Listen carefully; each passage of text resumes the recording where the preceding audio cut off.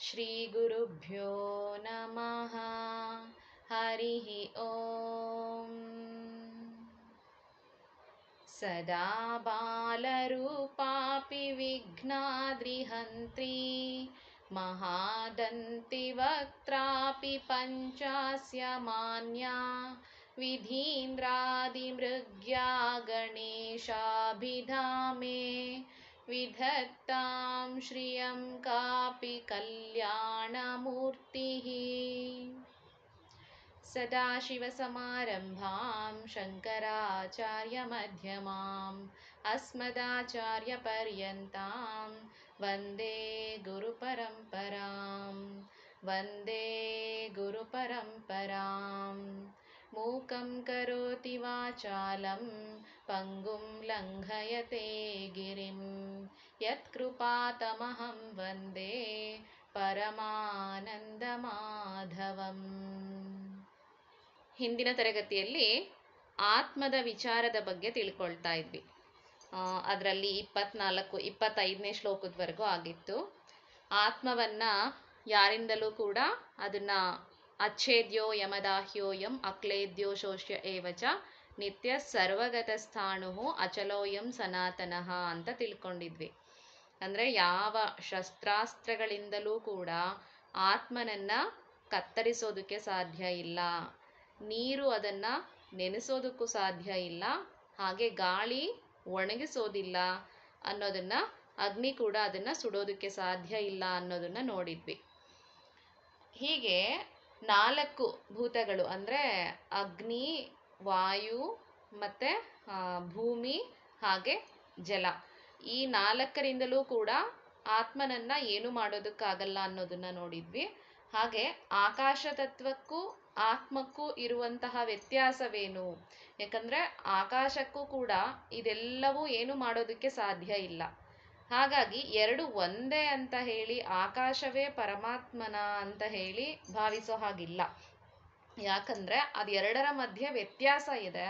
ಅದೇನಂದರೆ ಆಕಾಶ ಅನಿತ್ಯವಾದದ್ದು, ಆತ್ಮನು ನಿತ್ಯನಾದವನು ಅನ್ನೋದನ್ನು ನೋಡಿದ್ವಿ. ಹಾಗಾಗಿ 2ರಲ್ಲೂ ಕೂಡ ನಾವು ವ್ಯತ್ಯಾಸವನ್ನು ಕಾಣಬೇಕು. ಆಕಾಶ ಅನ್ನೋದು ಪಂಚಭೂತಗಳಲ್ಲಿ ಒಂದು, ಅದು ಪ್ರಳಯದ ಕಾಲದಲ್ಲಿ ಭಗವಂತನಲ್ಲಿ ಅದು ಲೀನವಾಗತ್ತೆ. ಆದರೆ ಆತ್ಮ ಎಂಬಂಥವನು ಸದಾಕಾಲ ನಿತ್ಯನಾಗಿ ಇರೋವಂಥವನು ಅಂತ. ಇಲ್ಲಿ ನಾನು ಪದೇ ಪದೇ ಆತ್ಮ ಆತ್ಮ ಆತ್ಮ ಅಂತ ಹೇಳ್ತಿರೋದ್ರಿಂದ ಹೊಸದಾಗಿ ಕೇಳೋರಿಗೆ ಏನಿದು ಹೊಸದಾಗಿ ಏನೋ ಆತ್ಮ ವಿಚಾರದ ಬಗ್ಗೆ ಹೇಳ್ತಿದಾರಲ್ಲ, ಆತ್ಮ ಅಂದರೆ ಏನು? ಹಾಗಿದ್ರೆ ಇದೊಂದು ಯಾವುದಾದ್ರೂ ಬೇರೆ ವಿಚಾರನ ಅಥವಾ ಆತ್ಮ ಅನ್ನೋದು ಬೇರೆ ವಸ್ತುವ? ಈ ರೀತಿ ತಿಳ್ಕೊಳ್ಳುವಂತಹ ಅವಶ್ಯಕತೆ ಇಲ್ಲ. ಯಾಕಂದರೆ ಆ ರೀತಿ ಆಗಬಹುದು, ಏನಿದು ಆತ್ಮ ಆತ್ಮ ಅಂತಲೇ ಹೇಳ್ತಿದಾರಲ್ವಾ ಅಂದ್ಬಿಟ್ಟು. ವೇದಾಂತ ಶಾಸ್ತ್ರದ ಪ್ರಕಾರ ಆತ್ಮ ಎಂಬಂಥದ್ದು ಒಂದು ಹೆಸರನ್ನು ಕೊಟ್ಟಿದ್ದಾರೆ ಅದಕ್ಕೆ, ಆತ್ಮ ಅಂತ ಹೇಳಿ ನಾವು ಅದನ್ನು ಅರ್ಥ ಮಾಡ್ಕೊಳ್ತಾ ಹೋಗ್ತೀವಿ. ಆದರೆ ಭಕ್ತಿಯ ವಿಚಾರ ಬಂದಾಗ ನಾವು ಯಾವುದನ್ನು ಪರಮಾತ್ಮ ಅಂತ ಹೇಳ್ತೀವಿ, ಭಗವಂತ ಅಂತ ಪೂಜಿಸ್ತೀವಿ, ಅವನೇ ಆತ್ಮ, ಅವನ ಬಗ್ಗೆನೇ ಹೇಳ್ತಾ ಇರೋ ಅಂಥದ್ದಿಲ್ಲಿ ಅನ್ನೋದನ್ನು ನಾವು ಅರ್ಥ ಮಾಡ್ಕೊಳ್ಬೇಕು. ಆತ್ಮ ಅಂದರೆ ಬೇರೆ ಯಾವುದೋ ವಿಚಾರದ ಬಗ್ಗೆ ಹೇಳ್ತಿರೋದಲ್ಲ. ಸರ್ವವ್ಯಾಪಿ ಆತ್ಮ ಅಂತ ಹೇಳಿದಾಗ ಅದು ಭಗವಂತನನ್ನೇ ಹೇಳ್ತಿರೋದು. ಭಗವಂತನೇ ಆತ್ಮ. ಅದು ವೇದಾಂತದ ಪರಿಭಾಷೆಯಲ್ಲಿ ಆತ್ಮ ಎಂಬಂತಹ ಹೆಸರು ಅಲ್ಲಿ ಹೇಳ್ತಿದ್ದಾರೆ ಅಷ್ಟೇ. ಅದನ್ನು ಹೊರತಾಗಿ ಯಾವುದು ಇಡೀ ಬ್ರಹ್ಮಾಂಡವನ್ನು ಆವರಿಸ್ಕೊಂಡಿದೆಯೋ ಅಂತಹ ಭಗವಂತನ ಬಗ್ಗೆನೇ ಇಲ್ಲಿ ಹೇಳ್ತಾ ಇರೋವಂಥದ್ದು.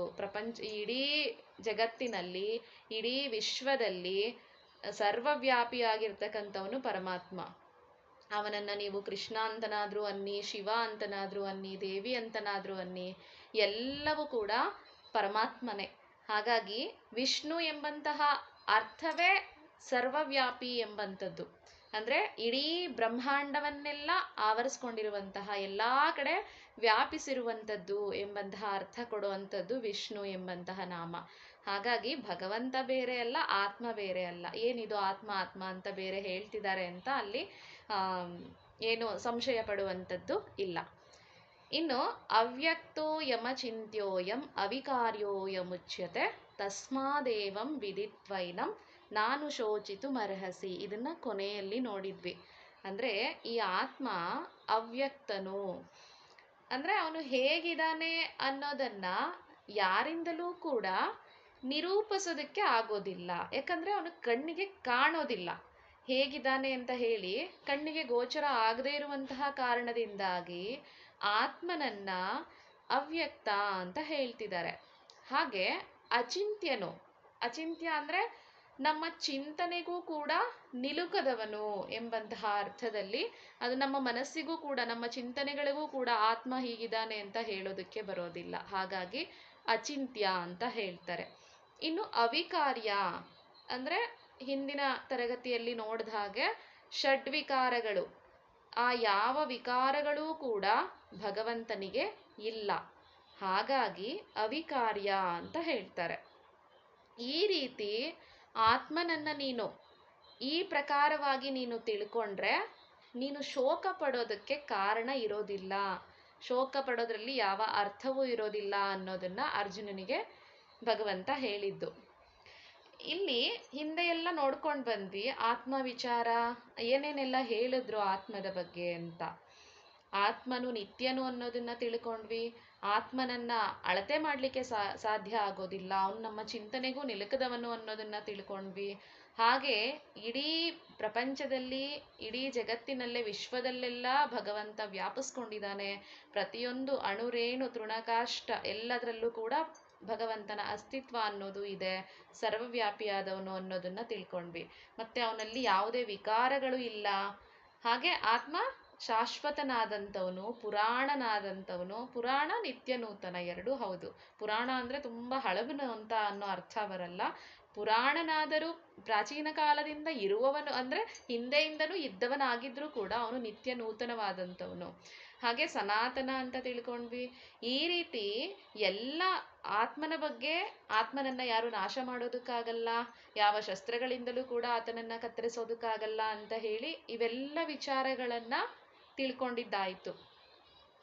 ಇನ್ನು ಮುಂದೆ ಅಂದ್ರೆ ಇದುವರೆಗೂ ಹೇಳಿದ್ದು ವೇದಾಂತ, ಅಂದ್ರೆ ವೇದದಲ್ಲಿ ಯಾರಿಗೆ ಶ್ರದ್ಧೆ ಇರುತ್ತೋ ಅವರು ಈ ರೀತಿನೇ ತಿಳ್ಕೊಳ್ಳೋದು. ಯಾಕಂದ್ರೆ ವೇದದಲ್ಲಿ ಏನನ್ನ ಹೇಳಿದ್ರೋ ಅದನ್ನೇ ಇಲ್ಲಿ ಗೀತೆಯಲ್ಲೂ ಕೂಡ ಹೇಳಿರೋ ಅಂಥದ್ದು. ಅದಕ್ಕೆ ಉದಾಹರಣೆ ಕೂಡ ನಾವು ನೋಡಿದ್ವಿ ಲಾಸ್ಟ್ ಕ್ಲಾಸಲ್ಲಿ. ಒಂದು ಶ್ಲೋಕವನ್ನ ನೋಡ್ಬೇಕಾದ್ರೆ ಅದು ಉಪನಿಷತ್ತಿನಲ್ಲಿ ಇರುವಂತಹ ಶ್ಲೋಕವನ್ನೇ ಗೀತೆಯಲ್ಲೂ ಕೂಡ ಹೇಳಿರೋ ಅಂಥದ್ದು ಅಂತ. ಇನ್ನೂ ಕೆಲವು ಶ್ಲೋಕಗಳು ಅದಕ್ಕೆ ಸಮಾನವಾದಂತಹ ಶ್ಲೋಕಗಳೇ, ಅದರಲ್ಲಿರೋ ಶ್ಲೋಕಗಳೇ ಇದರಲ್ಲಿ ಇನ್ನು ಕೆಲವೊಂದು ಬರುತ್ತೆ ಆತ್ಮವಿಚಾರವನ್ನ ತಗೊಂಡಾಗ. ಅಂದ್ರೆ ಇಲ್ಲಿ ಮೂಲವಾಗಿ ನಾವೇನನ್ನ ಅರ್ಥ ಮಾಡ್ಕೋಬೇಕಂದ್ರೆ, ವೇದಗಳಲ್ಲಿ ಏನನ್ನ ಹೇಳಿದೆಯೋ ಅದನ್ನೇ ಇಲ್ಲೂ ಹೇಳಿರೋದು ಅನ್ನೋದನ್ನ ಅರ್ಥ ಮಾಡ್ಕೋಬೇಕು. ಅದೇ ನಮಗೆ ಆಧುನಿಕ ವಿಜ್ಞಾನ ಹಾಗೂ ಆಧ್ಯಾತ್ಮಿಕತೆ ಅಂತ ಬಂದಾಗ ಆ ಎರಡಕ್ಕೂ ಏನ್ ಡಿಫರೆನ್ಸ್ ಅಂದ್ರೆ, ಆಧ್ಯಾತ್ಮಿಕತೆ ಅಂತ ಬಂದಾಗ ಹಿಂದೆ ಯಾರು ಏನನ್ನ ಹೇಳಿದ್ದಾರೆ, ಅಂದ್ರೆ ವೇದಗಳಲ್ಲಿ ಏನ್ ಹೇಳಿದೆ, ನಮ್ಮ ಋಷಿಮುನಿಗಳು ಏನನ್ನ ಹೇಳಿದ್ದಾರೆ, ಅದನ್ನ ಅವ್ರು ಹೀಗೆ ಹೇಳಿದ್ರು ಅಂದಾಗ ಅಷ್ಟೇ ನಮಗೆ ಅದಕ್ಕೆ ಬೆಲೆ. ಅವ್ರು ಹೀಗೆ ಹೇಳಿದ್ದಾರೆ, ಈ ಋಷಿಗಳು ಹೀಗೆ ಹೇಳಿದ್ದಾರೆ, ಇಂತಹ ಜ್ಞಾನಿಗಳು ಈ ರೀತಿ ಹೇಳಿದ್ದಾರೆ, ಆಚಾರ್ಯರು ಈ ಥರ ವ್ಯಾಖ್ಯಾನವನ್ನ ಮಾಡಿದ್ದಾರೆ ಅಂತ ಹೇಳಿ ಅದನ್ನ ಹೇಳಿದಾಗಷ್ಟೇ ಆಧ್ಯಾತ್ಮಿಕತೆಯಲ್ಲಿ ನಮಗೆ ಅದಕ್ಕೆ ಒಂದು ಬೆಲೆ ಸಿಗುವಂಥದ್ದು. ಆದರೆ ಆಧುನಿಕ ವಿಜ್ಞಾನದಲ್ಲಿ ಈ ರೀತಿ ಇರೋದಿಲ್ಲ. ಹೊಸದಾಗಿ ಹಳಬ್ರು ಏನನ್ನೋ ಒಂದು ಇನೋವೇಷನ್ ಮಾಡಿದ್ರು ಅಂತಂದ್ರೆ ಅದನ್ನ ಮತ್ತೆ ಅದನ್ನೇ ನಾವು ರಿಪೀಟೆಡ್ ಆಗಿ ಹೇಳ್ತಾ ಇದ್ರೆ ಅದಕ್ಕೆ ಬೆಲೆ ಸಿಗಲ್ಲ. ಹೊಸದಾಗಿ ಏನಾದರೂ ಕ್ರಿಯೇಟಿವ್ ಆಗಿ ಹೊಸದಾಗಿ ಏನಾದರೂ ಸಂಶೋಧನೆಗಳು ನಡೀತಾ ಇರುತ್ತೆ ಆಧುನಿಕ ವಿಜ್ಞಾನದಲ್ಲಿ. ಆದರೆ ಆಧ್ಯಾತ್ಮಿಕತೆಯಲ್ಲಿ ಹಾಗಾಗೋದಿಲ್ಲ. ಹಿಂದೆ ಹೇಳಿದ್ದನ್ನ ಈಗ ಹೇಳಿದ್ರೆ ಮಾತ್ರ ಅದಕ್ಕೆ ಬೆಲೆ ಇರೋ ಅಂಥದ್ದು. ಹಾಗಾಗಿ ನಮ್ಮ ಯಾವುದೇ ಆಚಾರ್ಯರಿರಬಹುದು, ಅದು ಮಧ್ವಾಚಾರ್ಯರಿರಬಹುದು, ಶಂಕರಾಚಾರ್ಯರಿರಬಹುದು, ಎಲ್ಲರೂ ಕೂಡ ವೇದಗಳಲ್ಲಿ ಏನನ್ನ ಹೇಳಿದ್ದಾರೆ ಅದನ್ನೇ ಹೇಳಿದಾರೋ ಹೊರತು, ಅಂದ್ರೆ ಅವರ ಒಂದು ಭಾಷ್ಯದಲ್ಲಿ, ವ್ಯಾಖ್ಯಾನದಲ್ಲಿ ಅವರ ಅನುಭವಕ್ಕೆ ತಕ್ಕಂತೆ ಅವರು ಬೇರೆ ಬೇರೆ ವ್ಯಾಖ್ಯಾನಗಳನ್ನ ನಮಗೆ ಕೊಟ್ಟಿರಬಹುದು. ಉದಾಹರಣೆಗೆ ಈಗ ಮಧ್ವಾಚಾರ್ಯರು ಜೀವಾತ್ಮ ಹಾಗೂ ಪರಮಾತ್ಮ ಎರಡೂ ಕೂಡ ಬೇರೆ ಅಂತ ಹೇಳ್ತಾರೆ. ಶಂಕರಾಚಾರ್ಯರು ತಮ್ಮ ತತ್ವದಲ್ಲಿ ಅದು ಎರಡು ಒಂದೇ ಅನ್ನೋದನ್ನ ಹೇಳ್ತಾರೆ. ಅದನ್ನ ಬಿಟ್ರೆ ಯಾರು ಕೂಡ ಪುನರ್ಜನ್ಮ ಅನ್ನೋದಿಲ್ಲ ಅಂತ ಆಗ್ಲಿ, ಅಥವಾ ಆತ್ಮ ಅನ್ನೋದು ಹುಟ್ಟುತ್ತೆ ಸಾಯುತ್ತೆ ಅಂತ ಆಗ್ಲಿ, ಈ ರೀತಿ ಯಾವುದನ್ನು ವೇದದಲ್ಲಿ ಹೇಳದೇ ಇರೋದನ್ನ ಯಾರು ಹೇಳಲಿಲ್ಲ. ಅಲ್ಲಿ ಸ್ವಲ್ಪ ಬದಲಾವಣೆ ಆಗ್ಬಹುದು ಅಷ್ಟೇನೆ. ಎರಡು ಬೇರೆ ಬೇರೆ ಅಂತ ಒಬ್ರು ಹೇಳ್ಬಹುದು, ಇಲ್ಲ ಎರಡು ಒಂದೇನೆ, ಜೀವಾತ್ಮನೇ ಪರಮಾತ್ಮನಾಗಿದ್ದಾನೆ ಅಂತ ಹೇಳಿ ಶಂಕರರು ಹೇಳ್ಬಹುದು. ಆದ್ರೆ ವೇದವನ್ನ ವಿರೋಧಿಸಿ ವೇದಗಳಲ್ಲಿ ಇಲ್ಲದನ್ನ ಯಾರು ನಮಗೆ ಕೊಟ್ಟಿಲ್ಲ. ವೇದಗಳನ್ನ ಆಧಾರವಾಗಿಟ್ಕೊಂಡೇ ಎಲ್ಲರೂ ಕೂಡ ಮೋಕ್ಷವನ್ನ ಒಪ್ಕೊಳ್ತಾರೆ, ಪಾಪ ಪುಣ್ಯಗಳನ್ನ ಒಪ್ಕೊಳ್ತಾರೆ. ಮತ್ತೆ ನಾವು ಏನು ಆತ್ಮ ಅನ್ನೋದು ಮತ್ತೆ ಹುಟ್ಟು ಸಾವುಗಳು ಅನ್ನೋದು ಇದ್ದೇ ಇರುತ್ತೆ, ಸಂಸಾರ ಚಕ್ರದಲ್ಲಿ ಮತ್ತೆ ಮತ್ತೆ ಸುತ್ತುತ್ತಾ ಇರ್ತೀವಿ ಅನ್ನೋದನ್ನ ಎಲ್ಲರೂ ಒಪ್ಕೊಳ್ತಾರೆ. ಹೀಗೆಲ್ಲ ಇರ್ಬೇಕಾದ್ರೆ ಕೆಲವೊಂದು ಸಿದ್ಧಾಂತಗಳಿದಾವೆ. ಅಂದ್ರೆ ಇದುವರೆಗೂ ನಾವು ಏನನ್ನ ಆತ್ಮತತ್ವದ ಬಗ್ಗೆ ನೋಡಿದ್ವಿ, ಇದೆಲ್ಲವೂ ಕೂಡ ವೇದದಲ್ಲಿ ಹೇಳಿರೋ ಅಂಥದ್ದು. ಇದನ್ನ ನಾವು ವೇದದಲ್ಲಿ ಶ್ರದ್ಧೆ ಇರೋ ಅಂಥವ್ರು ನಾವು ಇದನ್ನೆಲ್ಲ ನಂಬ್ತೀವಿ. ವೈದಿಕ ಧರ್ಮದಲ್ಲಿ ಶ್ರದ್ಧೆ ಇರೋ ಅಂಥವ್ರು ಇದನ್ನೆಲ್ಲ ನಂಬಿಕೆಯನ್ನ ಇಟ್ಟಿರ್ತೀವಿ. ನಾವು ಶ್ರದ್ಧೆ ಇರುತ್ತೆ ನಮಗೆ, ಹಾಗಾಗಿ ಓ ಇದು ಸತ್ಯ, ವೇದಗಳೇ ನಮಗೆ ಪ್ರಮಾಣ ಅಂತ ಹೇಳಿ ನಾವು ಒಪ್ಕೊಳ್ತೀವಿ. ಆದ್ರೆ ಇನ್ನು ಕೆಲವೊಬ್ರು ಇರ್ತಾರೆ, ಅವ್ರು ಏನಂದ್ರೆ ವೇದಗಳನ್ನ ನಂಬೋದಿಲ್ಲ, ವೇದಗಳು ಹೇಳಿರೋದನ್ನ ಒಪ್ಪೋದಿಲ್ಲ. ಅವರು ಅವರದೇ ಆದಂತಹ ಸಿದ್ಧಾಂತವನ್ನ ಹೇಳ್ತಾರೆ. ಅದು ಹೇಗಂದ್ರೆ, ಈಗ ವೇದಗಳ ಪ್ರಕಾರ ಇಡೀ ಪ್ರಪಂಚ ಅನ್ನೋದು ಅನಿತ್ಯ, ಇದೆಲ್ಲವೂ ಕೂಡ ನಾಶ ಆಗೋ ಅಂಥದ್ದು, ಆತ್ಮ ಒಬ್ಬನೇ ನಿತ್ಯನಾದವನು ಅಂತ ಹೇಳುತ್ತೆ. ಆತ್ಮನು ಅಂದ್ರೆ ಇಲ್ಲಿ ಜಗತ್ತನ್ನೋದು ಅನಿತ್ಯ, ಆತ್ಮ ಎಂಬಂಥವನು ನಿತ್ಯ ಅನ್ನೋದನ್ನ ಹೇಳ್ತಾರೆ. ಆದ್ರೆ ಕೆಲವೊಂದು ಸಿದ್ಧಾಂತದ ಪ್ರಕಾರ ಏನಾಗತ್ತೆ, ಅವ್ರು ಹೇಳ್ತಾರೆ ಈ ಆತ್ಮ ಅನ್ನೋದೇನಿದೆ ಅದು ಹುಟ್ಟುತ್ತೆ ಹಾಗೂ ಸಾಯುತ್ತೆ, ಹುಟ್ಟು ಸಾವು ಅನ್ನೋದಿದೆ ಅಂತ ಹೇಳ್ತಾರೆ. ಇಲ್ಲಿವರೆಗೂ ಹೇಳಿದಂತಹ ವಿಚಾರಗಳು ವೇದಾಂತದ ಪ್ರಕಾರ ಏನಿದೆಯೋ ಪರಮಸತ್ಯ ಯಾವುದೋ, ಅಂದ್ರೆ ನಿತ್ಯ ನೂತನವಾದಂತಹ ಯಾವಾಗ್ಲೂ ಸತ್ಯವಾದಂತಹ ವಿಚಾರವನ್ನೇ ಪರಮಾತ್ಮ ಹೇಳಿರೋದು. ಇದನ್ನ ನಾವೆಲ್ಲರೂ ನಂಬ್ತೀವಿ. ವೈದಿಕ ಧರ್ಮದಲ್ಲಿ ಶ್ರದ್ಧೆ ಇರುವಂತಹ ನಾವೆಲ್ಲರೂ ಕೂಡ ಓ ಇದು ಹೀಗೆ ಅಂತ ಹೇಳಿ ನಂಬ್ತೀವಿ. ಆದ್ರೆ ಇದನ್ನ ವಿರೋಧ ಮಾಡೋರು ಕೂಡ ಇರ್ತಾರೆ. ಅವರ ವಿಚಾರವಾಗಿ ಈಗ ಇಲ್ಲಿವರೆಗೂ ನಾನು ಶಾಸ್ತ್ರಗಳಲ್ಲಿ ಏನು ಹೇಳಿದೆಯೋ ಅದನ್ನೇ ಹೇಳಿದ್ದೀನಿ, ಹಾಗಾಗಿ ಅದಕ್ಕೆ ಸಂಬಂಧಪಟ್ಟ ಹಾಗೆ ನೀನು ಶೋಕ ಪಡೋದ್ರಲ್ಲಿ ಅರ್ಥ ಇಲ್ಲ, ಶೋಕಿಸುವ ಅವಶ್ಯಕತೆ ಇಲ್ಲ. ಯಾಕಂದ್ರೆ ಇವನು ಆತ್ಮ ಎಂಬಂತವನು ನಿತ್ಯನೇ ಆದಂಥವನು. ನೀನು ಕೊಂದ್ರೆ ಶರೀರವನ್ನ ಮಾತ್ರ ಕೊಲ್ತೀಯೋ ಹೊರತು ಆತ್ಮನನ್ನ ಕೊಲ್ಲೋದಕ್ಕೆ ಯಾರಿಂದಲೂ ಕೂಡ ಸಾಧ್ಯ ಇಲ್ಲ. ಹಾಗಾಗಿ ನೀನು ಶೋಕ ಪಡಬೇಡ, ಯುದ್ಧ ಮಾಡು ಅಂತ ಅರ್ಜುನನಿಗೆ ಹೇಳಿದ್ದಾಯಿತು. ಇನ್ನೂ ಒಂದು ರೀತಿಯಲ್ಲಿ ಹೇಳ್ತಾರೆ, ಇದಿಷ್ಟೇ ಅಲ್ಲ, ವೇದಗಳನ್ನೇ ಒಪ್ಕೊಳ್ಬೇಕು ಅಂತ ಹೇಳೋ ಅಂಥದ್ದಲ್ಲ. ಅದ್ರಲ್ಲಿ ಶ್ರದ್ಧೆ ಇರೋ ಅಂಥವ್ರು ಈ ರೀತಿಯಾಗಿ ತಿಳ್ಕೊಂಡು ಯುದ್ಧ ಮಾಡು ನೀನು ಅಂತ ಹೇಳಿ ಪ್ರೇರಣೆಯನ್ನ ನೀಡಿದ್ದಾಯಿತು. ಆದ್ರೆ ಮುಂದೆ ಬರುವಂತಹ ಶ್ಲೋಕಗಳಲ್ಲಿ ಏನ್ ಹೇಳ್ತಾರಂದ್ರೆ, ಅಥ ಚೈನಂ ನಿತ್ಯಜಾತಂ ನಿತ್ಯಂ ವಾ ಮನ್ಯಸೆ ಮೃತಂ ತಥಾಪಿತ್ವಂ ಮಹಾಬಾಹೋ ನೈವಂ ಶೋಚಿತು ಮರ್ಹಸಿ. ಈಗ ಇಷ್ಟೆಲ್ಲ ವಿಚಾರಗಳನ್ನ ವೇದದಲ್ಲಿ ಏನ್ ಹೇಳಿದೆ ಅದನ್ನೆಲ್ಲವನ್ನ ಆತ್ಮದ ಬಗ್ಗೆ ಹೇಳಿರೋದನ್ನೆಲ್ಲ ಅರ್ಜುನನಿಗೆ ಹೇಳಿದ್ದಾಯಿತು. ಇನ್ನು ಮುಂದೆ ಹೇಳೋದೇನಂದ್ರೆ, ಅಥ ಚೈನಂ ನಿತ್ಯಜಾತಂ, ಒಂದು ವೇಳೆ ನೀನು ಆತ್ಮನನ್ನ ನಿತ್ಯಜಾತಂ, ನಿತ್ಯ ಅಂದ್ರೆ ಯಾವಾಗ್ಲೂ ಹುಟ್ಟುವಂಥವನು, ಹಾಗೆ ಯಾವಾಗ್ಲೂ ಕೂಡ ಸಾಯುವವನು ಅಂತ ತಿಳಿದಿದ್ರೂ ಕೂಡ ನೀನು ಹೇ ಮಹಾಬಾಹುವೆ, ಅಂದ್ರೆ ಬಲಿಷ್ಠವಾದಂತಹ ತೋಳುಗಳನ್ನ ಉಳ್ಳಂಥವನು, ಕ್ಷತ್ರಿಯನಿಗೆ ಕೊಡ್ತಾ ಇರತಕ್ಕಂತಹ ಒಂದು ಸಂಬೋಧನೆ ಅದು ಹೇಳ್ತಾ ಇರುವಂಥದ್ದು. ಹೇ ಮಹಾಬಾಹುವೆ, ನೀನು ಈ ರೀತಿ ತಿಳಿದ್ರೂ ಕೂಡ ಶೋಕಿಸೋದಕ್ಕೆ ಯಾವ ಕಾರಣವೂ ಇಲ್ಲ ಅಂತ. ಕೆಲವೊಂದು ನಮ್ಮ ವೇದಕ್ಕೆ ಅದನ್ನ ಹೊರತುಪಡಿಸಿ ಕೆಲವೊಂದು ಸಿದ್ಧಾಂತಗಳು ಹೇಳುವ ಪ್ರಕಾರ ಅವ್ರೇನ್ ಹೇಳ್ತಾರಂದ್ರೆ, ಆತ್ಮ ಎಂಬಂಥವನು ನಿತ್ಯನಲ್ಲ. ಯಾಕಂದ್ರೆ ಆತ್ಮ ಅಂದ್ರೆ ಹುಟ್ಟುತ್ತಾ ಇರುತ್ತೆ, ಸಾಯ್ತಾ ಇರುತ್ತೆ, ಕಂಟಿನ್ಯೂಸ್ ಆಗಿ ಈ ಪ್ರೋಸೆಸ್ ಆಗ್ತಿರೋದ್ರಿಂದ ಮತ್ತೆ ಮತ್ತೆ ಹುಟ್ಟೋದು, ಮತ್ತೆ ಮತ್ತೆ ಸಾಯೋದು, ಮತ್ತೆ ಹುಟ್ಟೋದು, ಮತ್ತೆ ಸಾಯೋದು, ಅದು ಎಡೆಬಿಡದೆ ಇದು ಕಂಟಿನ್ಯೂಸ್ ಆಗಿ ಇದು ಒಂದು ಹಿಂದೆನೆ ಈ ಒಂದು ಕ್ರಿಯೆ ನಡೀತಾ ಇರುತ್ತಲ್ಲ, ಹುಟ್ಟು ಸಾವು ಎಂಬಂಥದ್ದು. ಈ ರೀತಿಯ ಪ್ರವಾಹದಿಂದಾಗಿ ಅಂದ್ರೆ ಈ ಕ್ರಿಯೆಗಳು ನಡೀತಾ ಇರುವಂತಹ ಕಾರಣ ನಾವೇನ್ ಅನ್ಕೊಳ್ತೀವಿ, ಆತ್ಮನನ್ನ ನಿತ್ಯ ಅಂತ ಅನ್ನೋ ರೀತಿನಲ್ಲಿ ಅದು ಕಾಣಿಸುತ್ತೆ ಅಷ್ಟೇ. ಆದ್ರೆ ಆತ್ಮ ನಿತ್ಯನಲ್ಲ, ಅವನು ಹುಟ್ಟುತ್ತಾ ಇರ್ತಾನೆ, ಹಾಗೆ ಸಾಯ್ತಾ ಇರ್ತಾನೆ ಅನ್ನೋದನ್ನ ಕೆಲವೊಂದು ಸಿದ್ಧಾಂತಗಳು ಹೇಳುತ್ತೆ. ಇನ್ನು ಕೆಲವ್ರು ನೋಡಿದಾಗ ಅವರು ಆತ್ಮ ಅನ್ನೋದನ್ನ ಒಪ್ಪೋದೇ ಇಲ್ಲ. ಆತ್ಮ ಅನ್ನೋದು ಇಲ್ಲವೇ ಇಲ್ಲ. ಇಲ್ಲಿ ಏನು ಬದುಕಿದ್ದಾಗ ನಾವು ಏನನ್ನ ನೋಡ್ತೀವಿ ಅದಷ್ಟೇ ಸತ್ಯ. ಅಂದ್ರೆ ಈ ಪ್ರಪಂಚದಲ್ಲಿ ಏನನ್ನ ಅನುಭವಿಸ್ತೀವೋ ಇಷ್ಟೇ. ಮುಂದೆ ಪುನರ್ಜನ್ಮ ಆಗ್ಲಿ ಅಥವಾ ಮತ್ತೆ ಯಾವುದೋ ಲೋಕ ನಮಗೆ ಸ್ವರ್ಗ ಪ್ರಾಪ್ತಿ ಆಗತ್ತೆ ಅಂತ ಅನ್ನೋದಾಗ್ಲಿ ಇದ್ಯಾವುದು ಕೂಡ ಇಲ್ಲ. ಇಲ್ಲಿ ಏನಿದೆಯೋ ಅಷ್ಟೇ. ಈ ಜೀವನ ಇವಾಗ ಬಂದಿದೆ, ಅದನ್ನ ಚೆನ್ನಾಗಿ ಅನುಭವಿಸ್ಬೇಕು, ಎಂಜಾಯ್ ಮಾಡಬೇಕು, ಒಂದಿನ ಸಾಯ್ಬೇಕು, ಇಷ್ಟೇ ಹೇಳೋದು. ಈ ರೀತಿಯಾಗಿ ಹೇಳ್ತಾರೆ ಕೆಲವೊಂದು. ಸಾಲ ಮಾಡಿ ಆದ್ರೂ ತುಪ್ಪ ತಿನ್ನು ಅಂತ ಹೇಳ್ತಾರಲ್ವಾ ಚಾರ್ವಾಕ ಸಿದ್ಧಾಂತದ ಪ್ರಕಾರ. ಈ ರೀತಿ ಅಂದ್ರೆ ಅವ್ರನ್ನ ತಪ್ಪು ಅಂತ ಹೇಳ್ತಿರೋದಲ್ಲ, ಅವ್ರ ಕಣ್ಣಿಗೆ ಏನ್ ಕಾಣಿಸ್ತಿರುತ್ತೋ ಅದನ್ನ ಅವರು ಸತ್ಯ ಅಂತ ನಂಬ್ತಿದ್ದಾರೆ. ಕಾಣದೇ ಇರೋದನ್ನ ಇದು ಸುಳ್ಳು, ಇದು ಸತ್ಯ ಅಲ್ಲ ಅನ್ನೋದನ್ನ ಅವ್ರು ಹೇಳ್ತಿದ್ದಾರೆ.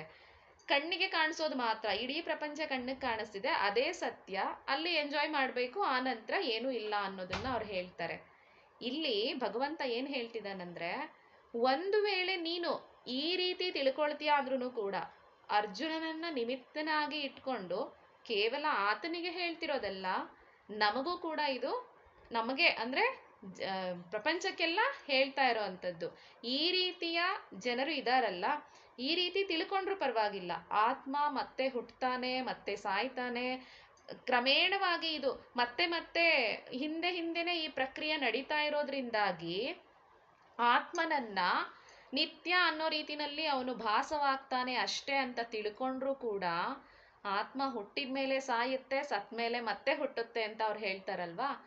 ಹಾಗಿದ್ದಾಗ ಹುಟ್ಟಿದವನು ಮತ್ತೆ ಸಾಯ್ಲೇಬೇಕು ಅಂತಂದಾಗ ಇದ್ರಲ್ಲೂ ಕೂಡ ಶೋಕಿಸೋದಕ್ಕೆ ನೀನು ಏನು ಕೂಡ ಅರ್ಥ ಇಲ್ಲ ಅಂತ. ಒಂದು ವೇಳೆ ಆ ರೀತಿ ಅವ್ರು ಏನ್ ತಿಳ್ಕೊಂಡಿದ್ದಾರೆ ಆ ರೀತಿ ನೀನ್ ತಿಳ್ಕೊಂಡ್ರು ಕೂಡ ಆತ್ಮ ಹುಟ್ಟುವವನು ಹಾಗೆ ಮತ್ತೆ ಸಾಯುವವನು ಅಂತ ತಿಳಿದ್ರೂ ಕೂಡ ಶೋಕ ಪಡೋದಕ್ಕೆ ಯಾವ ಕಾರಣವೂ ಇಲ್ಲ. ಶೋಕ ಪಡುವುದು ಇಲ್ಲಿ ಉಚಿತವಲ್ಲ. ಯಾಕಂದ್ರೆ ಇವಾಗ ಹುಟ್ಟಿದವನು ಸಾಯ್ಬೇಕು ಅಂತ ಅನ್ನೋದಾದ್ರೆ ಇವತ್ತೆಲ್ಲ ನಾಳೆ ಸತ್ತೇ ಸಾಯ್ತಾರೆ, ಅಥವಾ ನೀನು ಕೊಲ್ಲಿಲ್ಲ ಅಂದ್ರೂ ವಯೋಸಹಜವಾಗಾದ್ರೂ ಸಾವು ಅನ್ನೋದು ಬಂದೇ ಬರುತ್ತೆ. ಮತ್ತೆ ಹುಟ್ಟಿ ಸಾಯ್ತಾರೆ, ಸತ್ಮೇಲೆ ಮತ್ತೆ ಹುಟ್ಟುತ್ತಾರೆ ಅಂತಂದ್ಮೇಲೆ ನಿನಗೆ ಶೋಕ ಪಡೋದು ಯಾಕೆ ನೀನು ಅನ್ನೋದನ್ನ ಕೇಳ್ತಿದ್ದಾನೆ. ಇನ್ನು ಮುಂದೆ ಪುನರ್ಜನ್ಮವೇ ಇಲ್ಲ, ಹುಟ್ಟಿದವನು ಸಾಯ್ಲೇಬೇಕು ಅಂತ ಅನ್ನೋದಾದ್ರೆ, ಆ ಸಿದ್ಧಾಂತವನ್ನು ನೋಡೋದಾದ್ರೆ ಹುಟ್ಟಿದ ನಂತರ ಸಾಯ್ಲೇಬೇಕು ಅಂದ್ರೆ ಇವತ್ತು ಸಾಯಲ್ಲ, ಮುಂದೆ ಒಂದಿನ ಯಾವಾಗ್ಲಾದ್ರೂ ಸಾಯ್ಲೇಬೇಕು.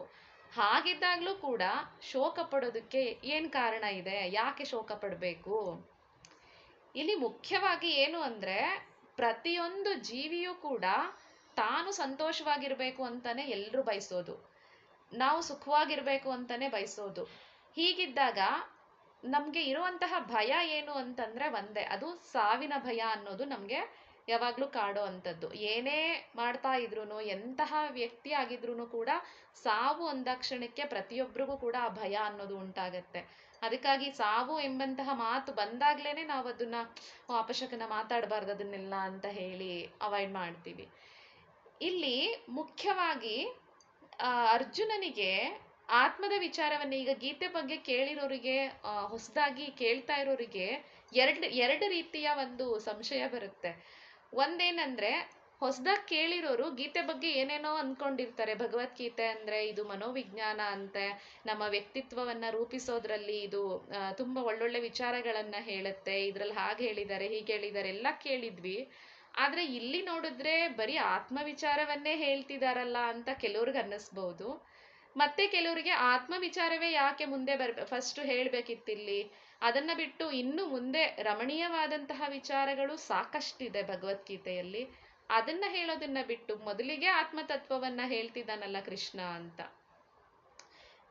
ಆ ಸಂಶಯ ಅನ್ನೋದು ಎಲ್ರಿಗೂ ಬಂದೇ ಬರುತ್ತೆ. ಆ ರೀತಿ ಹೊಸದಾಗಿ ಕೇಳ್ತಾ ಇರೋರ್ಗೂ ಬರುತ್ತೆ, ಈಗಾಗ್ಲೇ ತಿಳ್ಕೊಂಡಿರೋರಿಗೂ ಇದನ್ನೇ ಯಾಕೆ ಮೊದಲು ಹೇಳಿದ್ರು ಎಂಬಂತಹ ಸಂಶಯ ಬರುತ್ತೆ. ಮೊದಲನೇದಾಗಿ ನಾವ್ ಏನೇ ಮಾಡೋಕ್ ಹೋದ್ರೂ ನಮಗೆ ಜೀವನದಲ್ಲಿ ಇರುವಂತಹ ಭಯ ಅಂದ್ರೆ, ಮುಂದೆ ಎಷ್ಟೆಲ್ಲ ವಿಚಾರಗಳು ಬರುತ್ತಲ್ಲ, ನಿನ್ನ ಮನಸ್ಸನ್ನ ಈ ರೀತಿ ನಿಗ್ರಹ ಮಾಡ್ಬೇಕು, ನಿನ್ನ ಯಾವ ರೀತಿ ಹರಿಷಡ್ವರ್ಗಗಳನ್ನ ಗೆಲ್ಲೋದು, ಈ ರೀತಿ ನಿಷ್ಕಾಮ ಕರ್ಮಯೋಗ ಆಗಿರಬಹುದು, ಇದೆಲ್ಲವನ್ನ ಹೇಳ್ತಾ ಹೋಗ್ತಾರಲ್ವಾ. ಎಲ್ಲವನ್ನ ಕಲಿಬೇಕಾದ್ರೆ, ಅದನ್ನೆಲ್ಲ ತಿಳ್ಕೋಬೇಕಾದ್ರೆ ನಮಗೆ ಅನ್ಸುತ್ತೆ, ಅಯ್ಯೋ ಇದನ್ನೆಲ್ಲ ತಿಳಿದು ಏನ್ ಪ್ರಯೋಜನ, ಮುಂದೆ ಸತ್ತೋಗ್ಬಿಡ್ತೀವಲ್ಲ ಒಂದಲ್ಲ ಒಂದಿನ ಅಂತ ಹೇಳಿ ಅನ್ನಿಸ್ಬಹುದು. ಆ ಒಂದು ಭಯ, ಈಗ ಯಾರಾದ್ರೂ ಒಬ್ರು ಏನೋ ಒಂದು ಗೋಲ್ ಇಟ್ಕೊಂಡು ಒಂದು ಗುರಿ ಇಟ್ಕೊಂಡು ಮುಂದೆ ಹೋಗ್ತಿರ್ತಾರೆ, ಅವ್ರಿಗೆ ಯಾವ್ದಾದ್ರು ಒಂದು ಇನ್ಸಿಡೆಂಟ್ ಆಗ್ಬಿಟ್ರೆ ಅದನ್ನ ನೋಡಿದಾಗ ಅನ್ಸುತ್ತೆ, ಅಯ್ಯೋ ಇದನ್ನೆಲ್ಲ ಮಾಡಿ ಏನ್ ಪ್ರಯೋಜನಪ್ಪ, ಒಂದಲ್ಲ ಒಂದಿನ ಸಾಯ್ಲೇಬೇಕು ಅಂತ ಹೇಳಿ ಕೆಲವೊಬ್ರು ಜಿಗುಪ್ಸೆ ಬಂದು ಅಯ್ಯೋ ಇದು ಮಾಡೋದೇ ಬೇಡ ಬಿಡು, ಏನಕ್ಕೆ ಮಾಡಬೇಕು ಅನ್ನೋ ರೀತಿನಲ್ಲೂ ಆ ರೀತಿ ಯೋಚನೆ ಮಾಡೋರು ಇರ್ತಾರೆ. ಇಲ್ಲಿ ಮುಖ್ಯವಾಗಿ ಯಾವುದರ ಭಯ ಇದೆ ನಮಗೆ, ಆ ಭಯ ಹೋಗ್ಬೇಕು ಮೊದಲನೇದಾಗಿ. ಆ ಆತ್ಮ ಅನ್ನೋದು ಸಾಯತ್ತೆ, ಅಂದ್ರೆ ದೇಹ ಸಾವು ಅನ್ನೋದು ಎಲ್ರಿಗೂ ಬಂದೇ ಬರುತ್ತೆ ಅಂತ ಅನ್ನುವಂತಹ ವಿಚಾರದಲ್ಲಿ ಎಲ್ರಿಗೂ ಕೂಡ ಭಯ ಇರುತ್ತೆ.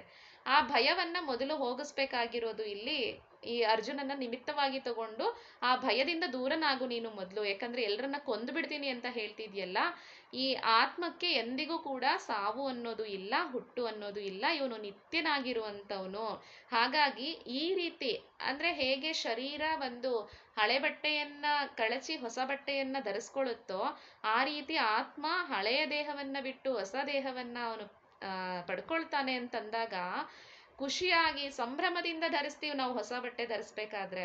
ಆ ರೀತಿ ಸಾವಿನಲ್ಲೂ ಕೂಡ ಅಂದ್ರೆ ಆ ಭಯವನ್ನ ಬಿಟ್ಟು ಮುಂದೆ ಏನನ್ನ ನಾವು ಆ ಗುರಿ ಮುಟ್ಟೋವರೆಗೂ ನಮ್ಮಲ್ಲಿ ಒಂದು ಆತ್ಮವಿಶ್ವಾಸ ಅನ್ನೋದು ಯಾವತ್ತಿಗೂ ಕುಗ್ಗಬಾರ್ದು ಅದು. ಹಾಗಾಗಿ ಆ ಗುರಿ ಮುಟ್ಟೋವರೆಗೂ ಕೂಡ ನಾವು ನಮ್ಮ ಪ್ರಯತ್ನವನ್ನ ಮಾಡ್ತಾ ಇರಬೇಕು ಅನ್ನೋದ್ರ ಬಗ್ಗೆ ಅವನು ಆತ್ಮ ವಿಚಾರವನ್ನ ಇಲ್ಲಿ ತಗೊಂಡಿದ್ದಾನೆ. ಅಂದ್ರೆ ಆ ಒಂದು ಭಯ ಹೋಗ್ಬೇಕು ಮೊದಲು, ಮೃತ್ಯು ಎಂಬಂತಹ ಭಯ ನಮ್ಮಿಂದ ದೂರ ಆಗಬೇಕು ಎಂಬುದರ ಕಾರಣಕ್ಕಾಗಿ ಇಲ್ಲಿ ಆತ್ಮತತ್ವದ ಬಗ್ಗೆ ಹೇಳ್ತಿದ್ದಾರೆ. ಹೀಗೆಲ್ಲ ಇದ್ದಾಗ ಇಲ್ಲಿ ಈ ರೀತಿಯಾಗಿ ತಿಳ್ಕೊಳ್ತಾರೆ, ಅಂದ್ರೆ ವೇದಾಂತವನ್ನ ನಂಬತಕ್ಕಂಥವ್ರು, ವೇದದಲ್ಲಿ ಶ್ರದ್ಧೆ ಇರ್ತಕ್ಕಂಥವ್ರು ಆತ್ಮ ನಿತ್ಯ, ಎಂದಿಗೂ ಕೂಡ ಅವನಿಗೆ ಸಾವು ಅನ್ನೋದಿಲ್ಲ ಅನ್ನೋದನ್ನ ತಿಳ್ಕೊಂಡ್ರು, ನಿತ್ಯನಾದವನು ಅಂತ. ಆ ರೀತಿ ತಿಳ್ಕೊಂಡ್ಬಿಟ್ಟಾಗ ನಿನಗೆ ಇವ್ರನ್ನೆಲ್ಲ ಕೊಲ್ತೀನಿ ಎಂಬಂತಹ ಒಂದು ಶೋಕ ಅನ್ನೋದು ಉಂಟಾಗೋದಿಲ್ಲ ಅನ್ನೋದನ್ನ ಅರ್ಜುನನಿಗೆ ಹೇಳಿದ್ದಾಯಿತು. ಹಾಗೆ ಇಲ್ಲಿ ಅಕಸ್ಮಾತ್ ಅವನು ಹುಟ್ಟುತ್ತಾನೆ ಸಾಯ್ತಾನೆ ಅಂತ ಅಂದ್ರೂ ಕೂಡ ಮತ್ತೆ ಹುಟ್ಟಿದವನು ಮತ್ತೆ ಸಾಯ್ಲೇಬೇಕು, ಸತ್ತ ಮೇಲೆ ಮತ್ತೆ ಹುಟ್ಟಲೇಬೇಕು. ಹಾಗಿದ್ದಾಗ ಯಾಕೆ ಮತ್ತೆ ಮತ್ತೆ ಹುಟ್ಟುತ್ತೆ ಅಂತಂದ್ಮೇಲೆ ಆ ಮುಖಾಂತರನು ಆ ರೀತಿ ಒಂದು ವೇಳೆ ನೀನು ತಿಳ್ಕೊಂಡ್ರೂ ಕೂಡ ಅದಕ್ಕೂ ಕೂಡ ಶೋಕ ಪಡುವಂತಹ ಅಗತ್ಯ ಇಲ್ಲ. ಒಂದು ವೇಳೆ ಈ ಆತ್ಮ ಇರ್ತಾನೆ, ಒಂದಲ್ಲ ಒಂದಿನ ಸಾಯ್ತಾನೆ ಅಂತ ಅನ್ಕೊಂಡ್ರೂ ಕೂಡ ಅದಕ್ಕೂ ಶೋಕ ಪಡೋ ಹಾಗಿಲ್ಲ. ಯಾಕಂದ್ರೆ ಹುಟ್ಟಿದವನಿಗೆ ಸಾವು ಅನ್ನೋದು ಖಚಿತ ಅನ್ನೋದು ನಿಶ್ಚಿತವಾಗ್ಬಿಟ್ಟಿರುತ್ತೆ. ಹಾಗಾಗಿ ಇವತ್ತು ಅವ್ರು ಸತ್ತಿಲ್ಲ ಅಂದ್ರೂ ಮುಂದೊಂದು ದಿನ ಸಾಯ್ತಾರೆ, ನೀನು ಶೋಕ ಪಡೋದ್ರಲ್ಲಿ ಅರ್ಥ ಏನಿದೆ ಅನ್ನೋದನ್ನ ಎಲ್ಲ ರೀತಿಯಿಂದನೂ ಹೇಳ್ತಾ ಹೋಗ್ತಿದ್ದಾನೆ. ಇದೇ ಮತ್ತೆ ಮುಂದುವರಿಯುತ್ತೆ. ಜಾತಸ್ಯ ಹಿ ಧ್ರುವೋ ಮೃತ್ಯು ಧ್ರುವಂ ಜನ್ಮ ಮೃತಸ್ಯ ಚ ತಸ್ಮಾದ್ ಅಪರಿಹಾರ್ಯೇರ್ಥೆ ನತ್ವಂ ಶೋಚಿತು ಮರ್ಹಸಿ. ಜಾತಸ್ಯ ಅಂದ್ರೆ ಹುಟ್ಟಿದವನಿಗೆ ಸಾವು ಅನ್ನೋದು ನಿಶ್ಚಿತ. ಜಾತಸ್ಯ ಹಿ ಧ್ರುವೋ ಮೃತ್ಯು, ಹುಟ್ಟಿದವನ ಮರಣ ಅನ್ನೋದು ನಿಶ್ಚಿತವಾಗಿದೆ. ಧ್ರುವಂ ಜನ್ಮ ಮೃತಸ್ಯ ಚ, ಸತ್ತವನು ಮತ್ತೆ ಹುಟ್ಟುತ್ತಾನೆ, ಅದು ಕೂಡ ನಿಶ್ಚಿತವೇ. ಆದ್ದರಿಂದ ಇದು ಪರಿಹಾರನೇ ಇಲ್ಲದೆ ಇರೋವಂಥದ್ದು. ಈ ಹುಟ್ಟು ಸಾವು ಎಂಬಂತಹ ಚಕ್ರ ಸುತ್ತುತ್ತಾನೆ ಇರುತ್ತೆ, ಇದಕ್ಕೆ ಯಾವುದೇ ಪರಿಹಾರ ಇಲ್ಲ. ಹಾಗಾಗಿ ಇದರಲ್ಲಿ ಮತ್ತೆ ಮತ್ತೆ ಸುತ್ತುತ್ತಾ ಇರ್ಬೇಕು ನಾವು. ಹೀಗಿದ್ದಾಗ ನೀನು ಶೋಕ ಪಡೋದಕ್ಕೆ ಯೋಗ್ಯನಲ್ಲ ಅನ್ನೋದನ್ನ ಹೇಳ್ತಿದ್ದಾನೆ. ಇಲ್ಲಿ ನಮಗೊಂದು ಸಂಶಯ ಬರಬಹುದು, ಹುಟ್ಟಿದವನು ಸಾಯ್ತಾನೆ ಅನ್ನೋದನ್ನ ಎಲ್ರಿಗೂ ಗೊತ್ತಿದೆ, ಅದು ಹುಟ್ಟಿದ ನಂತರ ಸಾವು ಅನ್ನೋದು ನಿಶ್ಚಿತವಾಗಿ ಎಲ್ರಿಗೂ ಬರುತ್ತೆ ಅನ್ನೋದು ಗೊತ್ತು. ಆದ್ರೆ ಇಲ್ಲಿ ಹೇಳ್ತಿದ್ದಾರೆ ಸತ್ತವನು ಧ್ರುವಂ ಜನ್ಮ ಮೃತಸ್ಯ ಚ ಅಂತ ಹೇಳ್ತಾರೆ, ಸತ್ತವನು ಮತ್ತೆ ಹುಟ್ಟುತ್ತಾನೆ ಅಂತ. ನಮ್ಮ ವೇದದಲ್ಲಿ ಈಗ ನಾವು ತಿಳ್ಕೊಂಡಿರೋ ಪ್ರಕಾರ ಏನು ಅಂತಂದ್ರೆ, ಸತ್ತಂತಹ ವ್ಯಕ್ತಿ ಅಂದ್ರೆ ಮೋಕ್ಷವನ್ನ ಪಡೆದಂತಹ ವ್ಯಕ್ತಿಗೆ ಮತ್ತೆ ಮರಣ ಹುಟ್ಟು ಅನ್ನೋದು ಇರೋದಿಲ್ಲ, ಆತ ಮೋಕ್ಷವನ್ನ ಪಡ್ಕೊಳ್ತಾನೆ ಅಂತ ಕೇಳಿರ್ತೀವಿ. ಇದು ಸತ್ಯವೂ ಹೌದು. ನಾವು ನಮ್ಮ ವೇದಾಂತದ ಭಾಷೆಯಲ್ಲಿ ನಮ್ಮ ವೇದಶಾಸ್ತ್ರಗಳಲ್ಲಿ ತಿಳ್ಕೊಂಡಿರ್ತಕ್ಕಂತಹ ಪರಮ ಸತ್ಯ ಇದು. ಮೋಕ್ಷವನ್ನ ಪಡೆದಂತಹ ವ್ಯಕ್ತಿ ಮತ್ತೆ ಹುಟ್ಟಿ ಬರೋದಿಲ್ಲ ಅಂತ. ಆದ್ರೆ ಇಲ್ಲಿ ಹೇಳ್ತಿರೋದೇನು, ಹುಟ್ಟಿದವನಿಗೆ ಸಾವು ಅನ್ನೋದೇನೋ ನಿಶ್ಚಿತ ಹೌದು, ಆದ್ರೆ ಸತ್ತವನು ಮತ್ತೆ ಹುಟ್ಟುತ್ತಾನೆ ಅಂತ ಹೇಳ್ತಾರಲ್ಲ, ಹಾಗಿದ್ರೆ ಮೋಕ್ಷ ಅನ್ನೋದು ಇಲ್ವಾ ಅಂತ ಹೇಳಿ ಸಂಶಯ ಬರಬಹುದು. ಅದು ಯಾರಿಗೆ ಹೇಳ್ತಿರೋದಂದ್ರೆ, ಈ ರೀತಿ ನಮ್ಮ ಒಂದು ಆತ್ಮತತ್ವದ ಬಗ್ಗೆ ಯಾರು ತಿಳಿದಿರ್ತಾರೋ ಅವರಿಗೆ ಗೊತ್ತಿರುತ್ತೆ. ಅಂದ್ರೆ ಮೋಕ್ಷ ಪಡೆಯೋದಕ್ಕೂ ಮುಂಚೆ ಯಾರು ಜೀವಾತ್ಮ ಇರ್ತಾನೆ ಆತ ಸಂಸಾರ ಚಕ್ರದಲ್ಲಿ ಸುತ್ತುತ್ತಾ ಇರ್ತಾನೆ, ಮತ್ತೆ ಮತ್ತೆ ಆ ಸಂಸಾರ ಚಕ್ರದಲ್ಲಿ ಸುತ್ತುತ್ತಾ ಇರ್ತಾನೆ. ಅವನಿಗೆ ಅವನ ಪುಣ್ಯ ಕರ್ಮಗಳಿಗೆ, ಅವನ ಸಂಸ್ಕಾರಗಳಿಗೆ ಅನುಗುಣವಾಗಿ ಅವರಿಗೆ ಬೇರೆ ಬೇರೆ ಲೋಕಗಳು ಪ್ರಾಪ್ತಿಯಾಗತ್ತೆ ಎಂಬಂತಹ ಒಂದು ಇದೆಲ್ಲ ಬರುತ್ತೆ. ಯಾಕಂದ್ರೆ ಹಿಂದಿನ ಕ್ಲಾಸಲ್ಲೇ ಯಾರೋ ಒಬ್ರು ಕೇಳಿದ್ವಿ, ಶ್ರಾದ್ದ ಎಲ್ಲ ಮಾಡ್ತಾರಲ್ವಾ, ಅದಕ್ಕೆಲ್ಲ ಏನರ್ಥ ಅಂತ. ಅದು ಜೀವಾತ್ಮ ಅನ್ನುವಂಥವನು ತಾನು ಮೋಕ್ಷ ಪಡೆಯೋವರೆಗೂ ಕೂಡ ಅದೆಲ್ಲವನ್ನು ಆತನಿಗೆ ಮಾಡಲೇಬೇಕಾಗತ್ತೆ. ಅಂದ್ರೆ ಅವ್ರು ಇಂಥ ಲೋಕಗಳಲ್ಲಿ ಬೇರೆ ಬೇರೆ ಲೋಕಗಳನ್ನ ಪ್ರಾಪ್ತಿ ಮಾಡ್ಕೊಂಡಿರ್ತಾರೆ ಅನ್ನೋದೆಲ್ಲವೂ ಕೂಡ ನಮ್ಮ ವೇದಗಳಲ್ಲಿ ಹೇಳಿರೋ ಅಂಥದ್ದೇನೆ. ಹೀಗಿರ್ಬೇಕಾದ್ರೆ ಇಲ್ಲಿ ಧ್ರುವಂ ಜನ್ಮ ಮೃತಸ್ಯ ಚ ಅಂತ ಹೇಳ್ತಿದಾರಲ್ಲ, ಅಂದ್ರೆ ಸತ್ತವನು ಮತ್ತೆ ಹುಟ್ಟುತ್ತಾನೆ ಅಂತಂದ್ರೆ ನಮ್ಮ ಇಲ್ಲಿ ಹೇಳ್ತಿರ್ತಕ್ಕಂಥದ್ದು ಯಾರು ಜ್ಞಾನಿಗಳಿದ್ದಾರೆ, ಆತ್ಮತತ್ವದ ಬಗ್ಗೆ ಸರಿಯಾಗಿ ತಿಳ್ಕೊಂಡಿದ್ದಾರೆ, ಅವರಿಗೆ ಹೇಳ್ತಿರೋ ಅಂಥದ್ದೆಲ್ಲ. ಹಿಂದೆ ಹೇಳ್ದಾಗೆ ಆತ್ಮನು ಹುಟ್ಟಿ ಮತ್ತೆ ಸಾಯ್ತಾನೆ ಮತ್ತೆ ಹುಟ್ಟುತ್ತಾನೆ ಅಂತ ಹೇಳಿ ಯಾರು ತಿಳ್ಕೊಂಡಿರ್ತಾರೆ ಆ ಸಿದ್ಧಾಂತದ ಪ್ರಕಾರ ಅಂಥವರಿಗೆ, ಅಂದ್ರೆ ಆತ್ಮಜ್ಞಾನ ಇಲ್ಲದಂತಹ ಅಜ್ಞಾನಿಗಳನ್ನ ಅವರು ಇಲ್ಲಿ ನೇರವಾಗಿ ಅಂಥವರಿಗೆ ಹೇಳ್ತಾ ಇರೋ ಅಂಥದ್ದು. ಜಾತಸ್ಯ ಹಿ ಧ್ರುವೋ ಮೃತ್ಯು, ಹುಟ್ಟಿದವನು ನಿಶ್ಚಿತವಾಗ್ಲಿ ಸಾಯ್ಲೇಬೇಕು, ಸತ್ತವನು ನಿಶ್ಚಿತವಾಗಿ ಮತ್ತೆ ಮರುಜನ್ಮವನ್ನ ಪಡ್ಕೊಳ್ಳೇಬೇಕು. ಅಂಥದ್ರಲ್ಲಿ ಇದಕ್ಕೆ ಪರಿಹಾರನೇ ಇಲ್ಲ. ಹುಟ್ಟಿದವನು ಸಾಯ್ತಿರ್ತಾನೆ, ಸತ್ತವನು ಮತ್ತೆ ಹುಟ್ಟು ಬರ್ತಾ ಇರ್ತಾನೆ. ಹೀಗಿರ್ಬೇಕಾದ್ರೆ ಯಾಕೆ ಶೋಕ ಪಡ್ತೀಯ ನೀನು ಅಂತ ಹೇಳಿ ಅರ್ಜುನನಿಗೆ ಹೇಳ್ತಾ ಇರೋ ಅಂಥದ್ದು. ಇನ್ನು ಮನುಷ್ಯರಾದ್ರೆ ಓಕೆ, ನಾವು ಮನುಷ್ಯರು ಮತ್ತೆ ಮತ್ತೆ ಹುಟ್ಟುತ್ತಾ ಇರ್ತೀವಿ, ಮತ್ತೆ ಮತ್ತೆ ಪುನರ್ಜನ್ಮವನ್ನ ಪಡ್ಕೊಂಡು ಬರ್ತಾ ಇರ್ತೀವಿ, ಮತ್ತೆ ಹೀಗೆ ಆಗ್ತಿರುತ್ತೆ. ಈ ಒಂದು ಏನು ಪ್ರೊಸೆಸ್ ಇದೆ ಅದು ನಡೀತಾನೆ ಇರುತ್ತೆ. ಇಲ್ಲಿ ಇನ್ನೊಂದು ಸಂಶಯ ಬರುತ್ತೆ, ಬರೀ ಇದು ಮನುಷ್ಯರಿಗೆ ಮಾತ್ರ ಅನ್ವಯ ಆಗತ್ತಾ ಅಥವಾ ಪ್ರಾಣಿಗಳಿಗೂ ಕೂಡ ಅನ್ವಯ ಆಗತ್ತಾ ಅಂತಂದ್ರೆ, ಅವ್ಯಕ್ತಾದೀನಿ ಭೂತಾನಿ ವ್ಯಕ್ತ ಮಧ್ಯಾನಿ ಭಾರತ ಅವ್ಯಕ್ತ ನಿಧನಾನ್ಯೇವ ತತ್ರ ಕಾ ಪರಿದೇವನ ಅಂತ ಹೇಳ್ತಾರೆ. ಅವ್ಯಕ್ತಾದೀನಿ ಭೂತಾನಿ, ಈ ಭೂತಗಳು, ಭೂತ ಅಂತಂದ್ರೆ ಇಲ್ಲಿ ಸಮಸ್ತ ಪ್ರಾಣಿಗಳು ಎಂಬಂತಹ ಅರ್ಥವನ್ನ ತಿಳ್ಕೋಬೇಕು. ಎಲ್ಲಾ ಪ್ರಾಣಿಗಳು ಕೂಡ, ಮನುಷ್ಯರನ್ನು ಸೇರಿ ಎಲ್ಲವೂ ಕೂಡ ಅವ್ಯಕ್ತಾದೀನಿ ಭೂತಾನಿ, ಅವ್ಯಕ್ತವಾಗಿ ಇತ್ತು.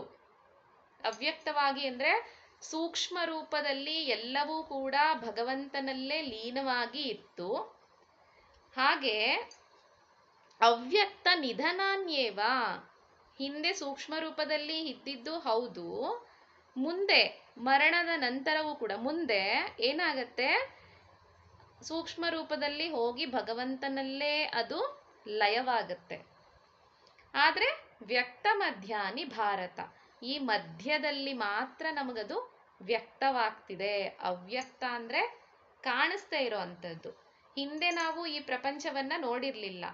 ಹೇಗೆ ಬೀಜಸ್ಯಾಂಕುರ ವಾಂಕುರೋ ಜಗದಿದಂ ಅಂತ ಹೇಳ್ತೀವಲ್ವಾ, ಅಂದ್ರೆ ಒಂದು ಬೀಜದಲ್ಲಿ ಹೇಗೆ ಇಡೀ ವೃಕ್ಷ ಅಂದ್ರೆ ಎಲ್ಲವೂ ಕೂಡ ಅಡಕವಾಗಿರುತ್ತೋ, ಆ ವೃಕ್ಷ ಅನ್ನೋದು ಬೀಜದಲ್ಲಿ ಹೇಗೆ ಅಡಕವಾಗಿರುತ್ತೋ ಅದೇ ರೀತಿ ಇಡೀ ಪ್ರಪಂಚ, ಎಲ್ಲಾ ಭೂತ ಪ್ರಾಣಿಗಳು ಕೂಡ, ಭೂತಾನಿ ಎಲ್ಲಾ ಪ್ರಾಣಿಗಳು ಕೂಡ ಭಗವಂತನಲ್ಲೇ ಅವ್ಯಕ್ತವಾದಂತಹ ಸ್ಥಿತಿಯಲ್ಲಿ ಇರುತ್ತೆ. ಅಂದ್ರೆ ಭಗವಂತನಲ್ಲೇ ಸೂಕ್ಷ್ಮ ರೂಪವನ್ನ ತಾಳಿ ಅವನಲ್ಲೇ ಇರುತ್ತೆ. ಅವನಲ್ಲೇ ಮತ್ತೆ ಪ್ರಳಯ ಕಾಲ ಬಂದಾಗ ಮತ್ತೆ ಭಗವಂತನಲ್ಲೇ ಎಲ್ಲವೂ ಲೀನವಾಗತ್ತೆ. ಮಧ್ಯದಲ್ಲಿ ಮಾತ್ರ ಇದು ಕಾಣಿಸ್ಕೊಳ್ಳೋ ಅಂಥದ್ದು. ಇದಕ್ಕೆ ಉದಾಹರಣೆ ಅಂದ್ರೆ ಸ್ವಪ್ನ ಕಾಲದಲ್ಲಿ ಕನಸನ್ನ ಕಾಣ್ಬೇಕಾದ್ರೆ, ಮಲಗಿದಾಗ ಕನಸು ಬೀಳುತ್ತಲ್ಲ, ಆ ಸ್ವಪ್ನ ಕಾಲದಲ್ಲಿ ನಮಗೆ ಈಗ ಎಚ್ಚರವಾಗಿ ಇದ್ದೀವಿ. ಎಚ್ಚರವಾಗಿದ್ದಾಗ ನಮಗೆ ಸ್ವಪ್ನದಲ್ಲಿ ಏನನ್ನ ಕಾಣ್ತೀವಿ ಅನ್ನೋದು ಗೊತ್ತಿರಲ್ಲ, ಸ್ವಪ್ನ ಅನ್ನೋದಿಲ್ಲ ಈಗ. ಹಾಗೆ ಕನಸನ್ನ ಕಾಣ್ತಾ ಇರ್ತೀವಿ, ಅಲ್ಲಿ ಅನೇಕ ದೃಶ್ಯಗಳನ್ನ ಕೂಡ ನಾವು ನೋಡ್ತಾ ಇರ್ತೀವಿ. ಆ ಕನಸಿನಿಂದ ಎಚ್ಚರವಾದಾಗ ಮತ್ತೆ ಆ ಕನಸು ಇರೋದಿಲ್ಲ, ಆ ಸ್ವಪ್ನ ಅನ್ನೋದು ಇರೋದಿಲ್ಲ. ಅಂದ್ರೆ ಅವೆಲ್ಲವೂ ಇದುವರೆಗೂ ನಾನು ಕಂಡಿದ್ದು ಕನಸು ಅನ್ನೋ ರೀತಿನಲ್ಲಿ ನಮಗೆ ಗೊತ್ತಾಗತ್ತೆ, ತಿಳ್ಕೊಳ್ತೀವಿ. ಅದೇ ರೀತಿ ನಾವು ಹುಟ್ಟೋದಕ್ಕೂ ಮುಂಚೆ ಎಲ್ಲರೂ ಕೂಡ ಭಗವಂತನಲ್ಲಿ, ಸೃಷ್ಟಿ ಆಗೋದಕ್ಕೂ ಮುಂಚೆ ಎಲ್ಲವೂ ಏನಾಗಿತ್ತು, ಭಗವಂತನಲ್ಲೇ ಲೀನವಾಗಿತ್ತು. ಸೃಷ್ಟಿಯ ಕಾಲದಲ್ಲಿ ಎಲ್ಲವೂ ಪ್ರಕಟವಾಯಿತು. ಸೃಷ್ಟಿಯ ಕಾಲದಲ್ಲಿ ನಾವೆಲ್ಲವೂ ಇದನ್ನ ಸ್ವಪ್ನದಲ್ಲಿ ಹೇಗೆ ನಾವು ದೃಶ್ಯಗಳನ್ನ ನೋಡ್ತಿರ್ತೀವೋ ಅದೇ ರೀತಿ ಈ ಸೃಷ್ಟಿಯ ಕಾಲದಲ್ಲಿ ಮಧ್ಯದಲ್ಲಿ ಇದೆಲ್ಲವನ್ನ ನೋಡ್ತಿದೀವಿ. ಇಡೀ ಪ್ರಪಂಚ ಇಲ್ಲಿ ವ್ಯಕ್ತವಾದ ರೀತಿಯಲ್ಲಿ ನಮಗೆ ಕಾಣಿಸ್ಕೊಳ್ತಾ ಇದೆ. ಮತ್ತೆ ಪ್ರಳಯ ಬಂದಾಗ ಎಲ್ಲವೂ ಕೂಡ ಸೂಕ್ಷ್ಮ ರೂಪದಲ್ಲಿ ಭಗವಂತನಲ್ಲೇ ಲಯವಾಗ್ಬಿಡುತ್ತೆ. ಹೀಗಿರ್ಬೇಕಾದ್ರೆ ಇಂತಹ ಸ್ಥಿತಿಯಲ್ಲಿ ಶೋಕ ಪಡೋದು ಯಾಕೆ? ಏನಕ್ಕೆ ಶೋಕ ಪಡಬೇಕು ಅಂದ್ರೆ ಇದೆಲ್ಲವೂ ನಿತ್ಯವಾದದಲ್ಲ. ಇವಾಗಿದ್ದೀವಿ, ನಾಳೆ ಮತ್ತೆ ಇರಲ್ಲ. ಮಧ್ಯದಲ್ಲಿ ಒಂದಿನ ಬರ್ತೀವಿ, ಮತ್ತೆ ಎಲ್ಲಿ ಹೋಗ್ಬೇಕೋ ಮತ್ತೆ ಅಲ್ಲಿಗೆ ಹೋಗ್ತಾ ಇರ್ತೀವಿ. ಅಂದ್ರೆ ಇಲ್ಲಿ ಪರ್ಮನೆಂಟ್ ಆಗಿ ಇರ್ತೀವಿ ಅನ್ನೋದಿಲ್ಲ, ಬಂದು ಹೋಗ್ಬೇಕಾಗಿರೋದು. ಇದು ಒಂದು ಕನಸಿನಲ್ಲಿ ಕಾಣುವಂತಹ ದೃಶ್ಯ ಇದ್ದ ಹಾಗೆ ಈ ಪ್ರಪಂಚ ಅನ್ನೋದನ್ನ ಹೇಳ್ತಿದ್ದಾರೆ. ಹೀಗಿದ್ಮೇಲೆ ಯಾಕೆ ನೀನು ಶೋಕವನ್ನ ಪಡ್ತೀಯಾ? ಈ ಶೋಕವನ್ನ ಬಿಟ್ಟು ಯುದ್ಧ ಮಾಡು ಅಂತ ಹೇಳ್ತಾರೆ. ಇದು ವಿದುರ ಕೂಡ ಸ್ತ್ರೀ ಪರ್ವದಲ್ಲಿ ವಿದುರ ಹೇಳೋ ಅಂತ ಮಾತು ಏನಂದ್ರೆ, ಅದರ್ಶನಾದಾಪತಿತಾಹ ಪುನಶ್ಚ ದರ್ಶನಂ ಗತಾಹ ನೈತೆ ತವ ನ ತೇಷಾಂ ತ್ವಂ ತತ್ರ ಕಾ ಪರಿದೇವನ ಅಂತ ಹೇಳಿ ಮಹಾಭಾರತದಲ್ಲಿ ವಿದುರ ಹೇಳೋ ಅಂತಹ ಮಾತು ಏನಂದ್ರೆ, ಯಾರನ್ನ ನೀನು ತನ್ನವರು ಅಂತ ಭಾವಿಸ್ತಾ ಇದೆಯೋ ಇವರೆಲ್ಲರೂ ಕೂಡ ಅದರ್ಶನದಿಂದ ಬಂದವರಾಗಿದ್ರು ಅಂತ. ಅಂದ್ರೆ ಅವ್ಯಕ್ತದಿಂದ ಸೂಕ್ಷ್ಮ ರೂಪದಿಂದ ಸ್ಥೂಲ ರೂಪವನ್ನ ಪಡ್ಕೊಂಡಿರೋ ಅಂಥದ್ದು. ಹುಟ್ಟೋ ಮೊದಲು ಕೂಡ ಅವರು ಹುಟ್ಟಕ್ಕೆ ಮೊದಲು ಅಪ್ರಕಟವಾಗಿದ್ರು, ಅಂದ್ರೆ ಸೂಕ್ಷ್ಮ ರೂಪದಲ್ಲಿ ಇದ್ರು. ಮತ್ತೆ ಪುನಃ ಅವರು ಅದರ್ಶವನ್ನ ಹೊಂದಿದ್ರು ಅಂತಂದ್ರೆ ದರ್ಶನ ಇಲ್ಲ, ಮತ್ತೆ ಅವರು ಸೂಕ್ಷ್ಮ ರೂಪದಲ್ಲೇ ಲಯವಾಗ್ಬಿಡ್ತಾರೆ. ಆದ್ರಿಂದಾಗಿ ವಾಸ್ತವದಲ್ಲಿ ಇವ್ರು ಯಾರು ಕೂಡ ನಿನ್ನವರಲ್ಲ. ಮತ್ತೆ ನೀನು ಇವರನ್ನ ಈ ರೀತಿ ಇದೇ ಸತ್ಯ ಅಂತ ಅನ್ಕೊಳ್ಬೇಕಾದ್ರೆ ನೀನು ಶೋಕ ಪಡೋದು ಯಾಕೆ ಅನ್ನೋದನ್ನ ಈ ಒಂದು ಶ್ಲೋಕ ಹೇಳುತ್ತೆ. ಆದ್ರಿಂದಾಗಿ ಅರ್ಜುನನಿಗೆ ನೀನು ಈ ರೀತಿ ಶೋಕ ಪಡೋದು ಸರಿಯಲ್ಲ, ಯುದ್ಧ ಮಾಡು ಅನ್ನೋದನ್ನ ಹೇಳ್ತಾ ಇದ್ದಾನೆ. ಮತ್ತೆ ಮುಂದಿನ ಶ್ಲೋಕದಲ್ಲಿ ಆತ್ಮತತ್ವ ಎಂಬಂಥದ್ದು, ಇವಾಗಲೇ ಇಷ್ಟೆಲ್ಲ ತಿಳ್ಕೊಂಡ್ವಿ. ಆತ್ಮತತ್ವ ಅಂದ್ರೆ ಏನು ಅನ್ನೋದನ್ನೆಲ್ಲ ತಿಳಿದ್ವಿ. ಆದ್ರೆ ಈ ಆತ್ಮತತ್ವ ಅನ್ನೋದು ಅದರ ದರ್ಶನ ಆಗ್ಲಿ, ಅದರ ವರ್ಣನೆ ಆಗ್ಲಿ, ಅಥವಾ ಆತ್ಮದ ಬಗ್ಗೆ ಆತ್ಮ ಅಂದ್ರೆ ನಿಮಗೆ ಸ್ವಲ್ಪ ದೂರ ಅಂತ ಅನ್ನಿಸ್ಬಹುದೇನೋ, ಭಗವಂತ ಅಂತಾನೆ ಅನ್ಕೊಳ್ಳಿ. ಏನಿದು ಆತ್ಮ ಅಂತ ಹೇಳ್ತಿದ್ದಾರೆ ಅಂತ ಅನ್ಸಿದ್ರೆ ಎರಡು ಒಂದೇ ಅಂತ ಹೇಳಿದ್ದೀನಿ ನಾನು, ಹಾಗಾಗಿ ಭೇದವನ್ನ ಮಾಡೋ ಹಾಗಿಲ್ಲ. ಭಗವಂತ ಅಂತ ಅನ್ನೋನನ್ನ ಅಥವಾ ಆತ್ಮನನ್ನ ನಾವು ಅರ್ಥ ಮಾಡ್ಕೊಳ್ಳೋದಾಗಿರಬಹುದು, ಅಥವಾ ಆತ್ಮತತ್ವವನ್ನ ವರ್ಣನೆ ಮಾಡೋದಿರಬಹುದು, ಹಾಗೆ ಶ್ರವಣ ಮಾಡೋದಿರಬಹುದು. ಮತ್ತೆ ಇದು ಅದನ್ನ ನಾವು ಶ್ರವಣ ಮಾಡಿದ ನಂತರ ಅದನ್ನ ಅರ್ಥ ಮಾಡ್ಕೊಳ್ಳೋದು, ಇದೆಲ್ಲ ಎಷ್ಟು ದುರ್ಲಭ ಅನ್ನೋದನ್ನ ಮುಂದಿನ ಶ್ಲೋಕದಲ್ಲಿ ಹೇಳ್ತಾರೆ. ಇವೆಲ್ಲವೂ ಕೂಡ ಅಲೌಕಿಕವಾದದ್ದು. ಲೌಕಿಕ ಪ್ರಪಂಚದಲ್ಲಿ ನಾವು ಏನನ್ನ ನೋಡ್ತೀವಿ ಅದನ್ನೆಲ್ಲ ನಾವು ಇದು ಹೀಗಿದೆ, ಈ ವಸ್ತು ಹೀಗಿದೆ ಅಂತ ಹೇಳಿ ಎಲ್ಲವನ್ನ ವರ್ಣನೆ ಮಾಡ್ಬಿಡ್ಬಹುದು. ಆದ್ರೆ ಆತ್ಮತತ್ವವನ್ನ ಆ ರೀತಿಯಾಗಿ ವರ್ಣನೆ ಮಾಡೋದಕ್ಕೆ ಸಾಧ್ಯ ಇಲ್ಲ. ಅದು ಎಷ್ಟು ದುರ್ಲಭ ಅನ್ನೋದನ್ನ ಹೇಳ್ತಿದ್ದಾರೆ. ಆಶ್ಚರ್ಯವತ್ ಪಶ್ಯತಿ ಕಶ್ಚಿದೇನಂ ಆಶ್ಚರ್ಯವದ್ವದತಿ ತಥೈವ ಚಾನ್ಯಃ ಆಶ್ಚರ್ಯವಚ್ಚೈನಮನ್ಯ ಶೃಣೋತಿ ಶ್ರುತ್ವಾಪ್ಯೇನಂ ವೇದ ನಚೈವ ಕಶ್ಚಿತ್. ಇದೇ ಶ್ಲೋಕವನ್ನ ಕಠೋಪನಿಷತ್ತಿನಲ್ಲೂ ಕೂಡ ಇದನ್ನೇ ಹೇಳಲಾಗಿದೆ. ಈ ಒಂದು ಮಂತ್ರ ಅಂದ್ರೆ ಈ ಶ್ಲೋಕ ಕಠೋಪನಿಷತ್ತಿನಲ್ಲಿ ಇರ್ತಕ್ಕಂತಹ ಮಂತ್ರವೂ ಕೂಡ ಹೌದು. ಅದ್ರಲ್ಲಿ ಏನ್ ಹೇಳಿದ್ದಾರೆ ಅಂತಂದ್ರೆ, ಶ್ರವಣಾಯಾಪಿ ಬಹುಭಿರ್ಯೋ ನ ಲಭ್ಯಃ ಶೃಣ್ವಂತೋಪಿ ಬಹವೋ ಯಂ ನ ವಿದ್ಯುಃ ಆಶ್ಚರ್ಯೋ ವಕ್ತ ಕುಶಲೋಸ್ಯ ಲಬ್ಧಾಶ್ಚರ್ಯೋ ಜ್ಞಾತ ಕುಶಲಾನುಶಿಷ್ಟಃ. ಅಂದ್ರೆ ಯಾವ ಆತ್ಮತತ್ವ ಇದೆಯೋ ಅದು ಬಹಳಷ್ಟು ಜನರಿಗೆ ಕೇಳೋದಕ್ಕೆ ದೊರಕೋದಿಲ್ಲ. ನಾವು ಭಗವಂತನ ಬಗ್ಗೆ ತಿಳ್ಕೋಬೇಕು ಅಂತಂದ್ರೆ ಅದು ತುಂಬಾ ದುರ್ಲಭವಾದದ್ದು. ಈ ಶಂಕರಾಚಾರ್ಯರು ಹೇಳ್ತಾರೆ, ಮನುಷ್ಯನಾಗಿ ಹುಟ್ಟೋ ಅಂಥದ್ದು, ಹಾಗೆ ಆತ್ಮತತ್ವದ ಬಗ್ಗೆ ಭಗವಂತನ ಬಗ್ಗೆ ತಿಳ್ಕೋಬೇಕು ಎಂಬಂತಹ ಒಂದು ಶ್ರದ್ಧೆ ಬರೋ ಅಂಥದ್ದು, ಹಾಗೆ ಬಂದ್ರೂ ಕೂಡ ಅದಕ್ಕೆ ಸರಿಯಾದಂತಹ ಒಂದು ಪರಿಸರ ನಮಗೆ ದೊರಕೋದು, ಇದೆಲ್ಲವೂ ಕೂಡ ದುರ್ಲಭವಾದದ್ದು ಅಂತ ಹೇಳ್ತಾರೆ. ಹೀಗಿರ್ಬೇಕಾದ್ರೆ ಇದನ್ನೇ ಉಪನಿಷತ್ತು ಕೂಡ ಇದನ್ನೇ ಹೇಳ್ತಾ ಇದೆ. ಏನಂದ್ರೆ ಇದನ್ನ ತಿಳ್ಕೊಳ್ಳುವಂತಹ ಅವಕಾಶ, ಭಗವಂತನ ಬಗ್ಗೆ ತಿಳ್ಕೊಳ್ಳುವಂಥದ್ದು, ಆತ್ಮತತ್ವದ ಬಗ್ಗೆ ತಿಳಿಯುವಂತಹ ಅವಕಾಶ ಎಲ್ರಿಗೂ ಕೂಡ ದೊರಕೋದಿಲ್ಲ. ದೊರಕಿದ್ರೂ ಕೂಡ ಅದನ್ನ ಕೇಳಿದಂತಹ ಅನೇಕರು ಅದನ್ನ ಎಲ್ರೂ ಆಯ್ತು ಈಗೊಂದು ಅವಕಾಶ ಸಿಕ್ಕಿದೆ, ಆತ್ಮತತ್ವದ ಬಗ್ಗೆ ಯಾರೋ ಹೇಳ್ತಿದ್ದಾರೆ, ನಾವದನ್ನ ನಮಗೆ ಅವಕಾಶ ಸಿಕ್ಕಿದೆ, ದುರ್ಲಭ ಅಂತ ಹೇಳಿದ್ರು ಆದ್ರೂ ಸಿಕ್ಕೋಗ್ಬಿಟ್ಟಿದೆ, ಇವಾಗ ಕೇಳಿಸ್ಕೊಳ್ಳೋಣ ನಾವು ಅಂತ ಕುತ್ಕೊಂಡ್ರು ಕೂಡ ಅದನ್ನ ನಮಗೆ ಸರಿಯಾಗಿ ಅರ್ಥ ಆಗೋದಿಲ್ಲ. ಅದಕ್ಕೆ ಈಗ ಗೀತೆನಲ್ಲಿ ಪ್ರತಿ ಸಾರಿ ಕೃಷ್ಣ ಹೇಳ್ಬೇಕಾದ್ರೂ ರಹಸ್ಯವಾದದನ್ನ ನಿನ್ಗೆ ಹೇಳ್ತಿದ್ದೀನಿ, ರಹಸ್ಯವಾದದನ್ನ ನಿನ್ಗೆ ಹೇಳ್ತಿದ್ದೀನಿ ಅಂತ ಹೇಳಿ ರಹಸ್ಯ ಅಂತಾನೆ ಹೇಳ್ತಾನೆ ಎಲ್ಲವನ್ನ.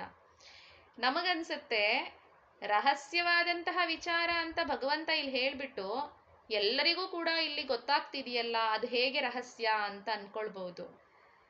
ರಹಸ್ಯ ಅಂತ ಯಾಕೆ ಹೇಳ್ತಾರಂದ್ರೆ ಕೇಳಿದ್ರೂ ಕೂಡ ಎಲ್ಲರಿಗೂ ಅರ್ಥ ಆಗುವಂತಹ ವಿಚಾರ ಇದಲ್ಲ, ಎಲ್ಲರಿಗೂ ಅರ್ಥ ಮಾಡ್ಕೋಬೇಕು ಅಂತನೂ ಅನ್ಸೋದಿಲ್ಲ. ಯಾರ ಅಂದ್ರೆ ಭಗವಂತನ ಕೃಪೆ ಯಾರಿಗೆ ಇರುತ್ತೋ ಅಂಥವ್ರಿಗೆ ಮಾತ್ರ ಅದು ಅರ್ಥ ಆಗ್ಲಿಕ್ಕೆ ಸಾಧ್ಯ. ಯಾರಿಗೆ ಶ್ರದ್ಧೆ ಇರುತ್ತೆ, ಯಾರಿಗೆ ಭಗವಂತನಲ್ಲಿ ಭಕ್ತಿ ಇರುತ್ತೋ ಅಂಥವ್ರು ಮಾತ್ರ ತಿಳ್ಕೊಳ್ಳೋದಕ್ಕೆ ಯೋಗ್ಯರಾಗಿರ್ತಾರೆ. ಆದ್ರಿಂದ ಇಲ್ಲಿ ಕೇಳಿದಂತಹ ಅನೇಕರು ಕೂಡ ಅದನ್ನ ತಿಳಿದುಕೊಳ್ಳೋದಿಲ್ಲ. ಆ ಆತ್ಮದ ವರ್ಣನೆ ಮಾಡೋರಿದಾರಲ್ಲ, ಕೇಳೋದು ಓಕೆ ಆಯ್ತು, ಯಾರೋ ಒಬ್ರು ವರ್ಣನೆ ಮಾಡ್ತಿದ್ದಾರೆ ಕೇಳ್ತಿದ್ದಾರೆ, ಕೇಳುವಂಥವ್ರು ವರ್ಣನೆ ಮಾಡುವಂಥವ್ರು ಕೂಡ ಆಶ್ಚರ್ಯಮಯವಾಗೇ ಇರ್ತಾರೆ. ಅದ್ರ ಬಗ್ಗೆ ಸರಿಯಾಗಿ ತತ್ವಶಃ ತಿಳ್ಕೊಂಡು ಆತ್ಮತತ್ವದ ವರ್ಣನೆ ಮಾಡ್ಬೇಕಾದ್ರೂ ವರ್ಣನೆ ಮಾಡುವವರು ಕೂಡ ಅದನ್ನ ಆಶ್ಚರ್ಯವಾಗಿ ಕಾಣ್ತಾರೆ. ಹಾಗೆ ಅದನ್ನ ಕೇಳೋ ಅಂಥವ್ರು, ಶ್ರವಣ ಮಾಡುವಂಥವ್ರು ಇದಾರಲ್ಲ ಅವರು ಕೂಡ ಯಾರೋ ಒಬ್ರಾಗಿರ್ತಾರೆ. ಎಲ್ಲರೂ ಕೂಡ ಕೇಳಿಸ್ಕೊಂಡವ್ರಿಗೆಲ್ಲ ಅರ್ಥ ಆಗ್ಬೇಕು ಅನ್ನೋದಿಲ್ಲ. ಯಾರೋ ಒಬ್ರಿಗೆ ಮುಂದೆ ಭಗವದ್ಗೀತೆಯಲ್ಲೇ ಬರುತ್ತೆ, ಮನುಷ್ಯಾಣಾಂ ಸಹಸ್ರೇಶು ಕಶ್ಚಿದ್ ಯತತಿ ಸಿದ್ಧಯೇ ಯತತಾಮಪಿ ಸಿದ್ಧಾನಾಂ ಕಶ್ಚಿನ್ಮಾಂ ವೇತ್ತಿ ತತ್ವತಃ ಅಂತ. ಸಾವಿರಾರು ಮನುಷ್ಯರು ಈ ಒಂದು ಆತ್ಮತತ್ವದ ಬಗ್ಗೆ ತಿಳ್ಕೋಬೇಕು ಅಂತ ಬರಬಹುದು, ಆದ್ರೆ ಕೆಲವರು ಮಾತ್ರ ಆ ಒಂದು ದಾರಿಯಲ್ಲಿ ಮುಂದುವರಿತಾರೆ. ಈಗ ಭಗವದ್ಗೀತೆಯನ್ನ ಹೊಸದಾಗಿ ಕಲಿಬೇಕು, ಅದರಲ್ಲಿ ಏನಿದೆ ಅಂತ ನೋಡ್ಬೇಕು ಅಂತ ಹೇಳಿ ಬರೋ ಅಂಥವ್ರು ನೂರಾರು ಜನ ಬರಬಹುದು. ಯಾವಾಗ ಈ ಆತ್ಮತತ್ವ ಬರುತ್ತೋ ಅವ್ರಿಗೆ ಅಲ್ಲೇ ಬೋರ್ ಆಗತ್ತೆ, ಇದೇನೋ ವೇದಾಂತವನ್ನ ಹೇಳಿದ್ದಾರೆ ಅಂತ ಮಧ್ಯದಲ್ಲಿ ಬಿಟ್ಟೋಗೋರು ಇರಬಹುದು. ಹಾಗೆ ಮನುಷ್ಯಾಣಾಂ ಸಹಸ್ರೇಶು, ಸಹಸ್ರಾರು ಜನ ಇದ್ರ ಬಗ್ಗೆ ತಿಳ್ಕೋಬೇಕು ಅಂತ ಬರ್ತಾರೆ, ಆದ್ರೆ ಯಾರೋ ಕೆಲವರು ಮಾತ್ರ ಅದನ್ನ ತಿಳ್ಕೊಳ್ಳಿಕ್ಕೆ ಅವಕಾಶ ಸಿಗುತ್ತೆ. ಅದರಲ್ಲೂ ತತ್ವಶಃ ಸರಿಯಾಗಿ ಹೇಗೆ ತಿಳ್ಕೋಬೇಕೋ ಆ ರೀತಿ ತಿಳ್ಕೊಳ್ಳೋ ಅಂಥವ್ರು ಇನ್ನೂ ವಿರಳ ಅನ್ನೋದನ್ನ ಮುಂದೆ ಭಗವಂತನೇ ಹೇಳ್ತಾನೆ. ಈ ಉಪನಿಷತ್ತಿನಲ್ಲೂ ಕೂಡ ಇದನ್ನ ಹೀಗೆ ಹೇಳ್ತಿದ್ದಾರೆ. ಇದೇ ಶ್ಲೋಕವನ್ನೇ ನಾವು ಗೀತೆಯಲ್ಲಿ ನೋಡ್ತಿರೋದು. ಆಶ್ಚರ್ಯವತ್ ಪಶ್ಯತಿ ಕಶ್ಚಿದೇನಂ, ಯಾರೋ ಒಬ್ಬ ಅದನ್ನ ಆಶ್ಚರ್ಯವಾಗಿ ನೋಡ್ತಾನೆ. ಅಂದ್ರೆ ಈ ಆತ್ಮತತ್ವ ಎಂಬಂಥದ್ದು ಆಶ್ಚರ್ಯಮಯವಾಗಿದೆ. ಈಗ ತತ್ವದ ಪೂರ್ತಿಯಾಗಿ ತತ್ವವನ್ನ ತಿಳ್ಕೊಂಡಿರ್ತಕ್ಕಂತಹ ವ್ಯಕ್ತಿ ಅದನ್ನ ಆಶ್ಚರ್ಯಮಯವಾಗಿ ಕಾಣ್ತಿರ್ತಾನೆ. ಹೀಗ, ಯಾಕಂದ್ರೆ ಇಡೀ ಪ್ರಪಂಚವೇ ನಮಗೆ ಕಣ್ಣು ಕಾಣಿಸ್ತಿರೋ ಪ್ರಪಂಚವೇ ಸತ್ಯ ಅಂತ ನಾವು ತಿಳ್ಕೊಂಡಿದ್ದಾಗ ಇದಕ್ಕೂ ಭಿನ್ನವಾದದ್ದು, ಯಾಕಂದ್ರೆ ಈ ಪ್ರಪಂಚ ಅನ್ನೋದು ಅನಿತ್ಯ, ಆತ್ಮ ಒಬ್ಬನೇ ನಿತ್ಯ ಅಂದಾಗ ಈ ಕಣ್ಣಿಗೆ ಕಾಣಿಸ್ತಿರೋದೆಲ್ಲ ನಮ್ಮ ಭ್ರಮೆ ಅಂತ ಅಂದಾಗ ನಮ್ಗೆ ಆಶ್ಚರ್ಯವೇ ಆಗತ್ತೆ. ಹಾಗಾಗಿ ಆ ನೋಡುವವನೇನಿದ್ದಾನೆ, ದರ್ಶನ ಮಾಡುವಂಥವನೇನಿದ್ದಾನೆ, ಅವನಿಗೆ ಭಗವದ್ ದರ್ಶನ ಆಗ್ತಿದೆ ಅಂದ್ರೆ ಅವನದನ್ನ ಆಶ್ಚರ್ಯವಾಗಿ ನೋಡ್ತಾನೆ. ಆಶ್ಚರ್ಯವತ್ ಪಶ್ಯತಿ ಕಶ್ಚಿದೇನಂ ಆಶ್ಚರ್ಯವದ್ವದತಿ ತಥೈವ ಚಾನ್ಯಃ. ಇನ್ನು ಕೆಲವರು ಇರ್ತಾರೆ, ಆ ನೋಡಿದಂತಹ ಭಗವಂತನನ್ನ ವರ್ಣನೆ ಮಾಡೋದಕ್ಕೆ ಎಲ್ಲಿಂದನೂ ಸಾಧ್ಯ ಇಲ್ಲ. ಕೆಲವರು ಅದನ್ನ ನೋಡಿ ಅದನ್ನ ಅನುಭವಿಸಿ ಸುಮ್ಮನಾಗ್ಬಿಡ್ತಾರೆ. ಅಂದ್ರೆ ಸುಮ್ಮನಾಗ್ತಾರೆ ಅಂದ್ರೆ ಅದನ್ನ ವರ್ಣನೆ ಮಾಡ್ಲಿಕ್ಕೆ ಹೋಗಲ್ಲ. ಕೆಲವರು ಅದನ್ನ ವರ್ಣನೆ ಮಾಡ್ತೀವಿ ಅಂತ ಅಂದ್ರೂ ಕೂಡ ಆಶ್ಚರ್ಯವಾಗಿ ವರ್ಣನೆ ಮಾಡ್ತಿರ್ತಾರೆ. ಭಗವಂತ ಅಂದ್ರೆ ಹೀಗೆ ಅಂತ ಹೇಳಿ ಆಶ್ಚರ್ಯದಿಂದಲೇ ಆಶ್ಚರ್ಯ, ಆಹಾ ಇತಿ ಚರತಿ ಆಶ್ಚರ್ಯ ಅಂತ ಹೇಳ್ತಾರೆ. ಹೀಗ ಅಂತ ಹೇಳಿ ಆಹಾ ಅಂತ ಹೇಳಿ ನೋಡ್ತೀವಲ್ಲ, ಅದನ್ನ ಆಶ್ಚರ್ಯ ಅಂತ ಹೇಳ್ತಾರೆ. ಈ ರೀತಿನ ಅಂತ ಹೇಳಿ ನಾವೇನೋ ಒಂದು ಹೊಸ ವಿಚಾರವನ್ನ, ಎಲ್ಲದಕ್ಕೂ ಭಿನ್ನವಾದಂತಹ ವಿಚಾರವನ್ನ ನಾವು ತಿಳಿತಿದೀವಲ್ವಾ ಅಂತ ಹೇಳಿ ಆಶ್ಚರ್ಯದಿಂದನೇ ವರ್ಣನೆ ಮಾಡ್ತಿರ್ತಾರೆ. ಅಂಥವ್ರು ಕೆಲವೊಬ್ರು. ಅಂದ್ರೆ ಎಲ್ಲರಿಗೂ ಕೂಡ ವರ್ಣನೆ ಮಾಡ್ಲಿಕ್ಕೆ ಸಾಧ್ಯ ಇಲ್ಲ, ತಿಳಿದಿರೋದನ್ನೆಲ್ಲ ವ್ಯಕ್ತಪಡಿಸೋದಕ್ಕೆ ಎಲ್ರಿಂದನೂ ಸಾಧ್ಯ ಇಲ್ಲ. ಅದನ್ನ ವ್ಯಕ್ತಪಡಿಸುವಂಥವರಾದ್ರೂ ಕೂಡ ಅದನ್ನ ಆಶ್ಚರ್ಯದಿಂದಲೇ ವ್ಯಕ್ತಪಡಿಸ್ತಾ ಇರ್ತಾರೆ. ಇನ್ನು ಆಶ್ಚರ್ಯವಚ್ಚೈನ ಮನ್ಯ ಶೃಣೋತಿ, ಈ ವರ್ಣನೆ ಮಾಡ್ತಿರೋದನ್ನ ಕೇಳೋರು ಯಾರಿದ್ದಾರೆ, ಅವರೂ ಕೂಡ ಆಶ್ಚರ್ಯದಿಂದಲೇ ಕೇಳ್ತಾ ಇರ್ತಾರೆ. ಓ, ಆತ್ಮ ಅಂದ್ರೆ ಹೀಗ, ಇಡೀ ಪ್ರಪಂಚವನ್ನೇ ಇಷ್ಟು ದಿನ ನಾವು ಏನಿದು ಎಲ್ಲ ಮಾಯೆ ಅಂತ ಹೇಳ್ತಾ ಇದ್ದಾರೆ, ಹಾಗಿದ್ರೆ ಇಡೀ ಪ್ರಪಂಚವೆಲ್ಲ ಮಿಥ್ಯಾ, ಬ್ರಹ್ಮ ಒಂದೇ ಸತ್ಯ. ನಾವಿಷ್ಟು ದಿನ ಈಗ ಕಣ್ಣಿಗೆ ಕಾಣಿಸ್ತಾ ಇರ್ತಕ್ಕಂತಹ ಪ್ರಪಂಚವನ್ನೇ ನಾವು ಸತ್ಯ ಅಂತ ನಂಬ್ಕೊಂಡ್ಬಿಟ್ಟಿದ್ವಿ. ಆದ್ರೆ ಅದಕ್ಕೂ ಮಿಗಿಲಾದದ್ದು ಮತ್ತೊಂದು ತತ್ವ ಇದೆ, ಅದೇ ಆತ್ಮ ತತ್ವ. ಅದು ಎಂದಿಗೂ ನಾಶವಾಗೋದಿಲ್ಲ ಅಂತ ಹೇಳಿದಾಗ, ಓ ಹೌದಾ ಹೀಗ ಅಂತ ಹೇಳಿ ಆಶ್ಚರ್ಯದಿಂದಲೇ ಅದನ್ನ ಕೇಳ್ತಾರೆ. ಇಷ್ಟೆಲ್ಲ ಆದ್ರೂ ಕೂಡ ಶ್ರುತ್ವಾಪ್ಯೇನಂ ವೇದ ನಚೈವ ಕಶ್ಚಿತ್, ಕೇಳಿದ್ರೂ ಕೂಡ, ಕೇಳಿಸ್ಕೊಂಡ್ರೂ ಕೂಡ ಕೆಲವರಿಗೆ ಇದು ಏನೂ ಕೂಡ ಅರ್ಥ ಆಗೋದಿಲ್ಲ. ಆತ್ಮವನ್ನ ದರ್ಶನ ಮಾಡೋರು ಯಾರೋ ಕೆಲವರು, ತಿಳ್ಕೋಬೇಕು ಅಂತ ಹೇಳಿ ಆತ್ಮನನ್ನ ಕಂಡು ಆತ್ಮದರ್ಶನ ಆಗಿರೋರು, ಆತ್ಮ ಸಾಕ್ಷಾತ್ಕಾರ ಭಗವತ್ ಸಾಕ್ಷಾತ್ಕಾರ ಆಗಿರೋರು ಯಾರೋ ಇರಬಹುದು, ಕೆಲವರಷ್ಟೇ. ಆ ಕೆಲವರಲ್ಲಿ ಅದನ್ನ ತತ್ವಶಃ ತಿಳ್ಕೊಂಡು ಮತ್ತೊಬ್ಬರಿಗೆ ವರ್ಣನೆ ಮಾಡಬೇಕು ಅಂತ ಹೇಳೋರು, ಇವರೆಲ್ಲರೂ ಕೂಡ ಆಶ್ಚರ್ಯದಿಂದಲೇ, ನೋಡಿರೋನ್ಗೂ ಕೂಡ ಆಶ್ಚರ್ಯವೇ. ಓ, ಇಂಥ ಅದ್ಭುತವ ಇದು ಅಂತ ಹೇಳಿ ನೋಡಿರೋನು, ತಿಳ್ಕೊಂಡಿರೋನು ಆಶ್ಚರ್ಯವಾಗೇ ನೋಡ್ತಾನೆ. ಅದನ್ನ ವರ್ಣನೆ ಮಾಡ್ತಕ್ಕಂಥವ್ರು ಕೂಡ ಆಶ್ಚರ್ಯವಾಗಿ ಅದನ್ನ ವರ್ಣನೆ ಮಾಡ್ತಾರೆ.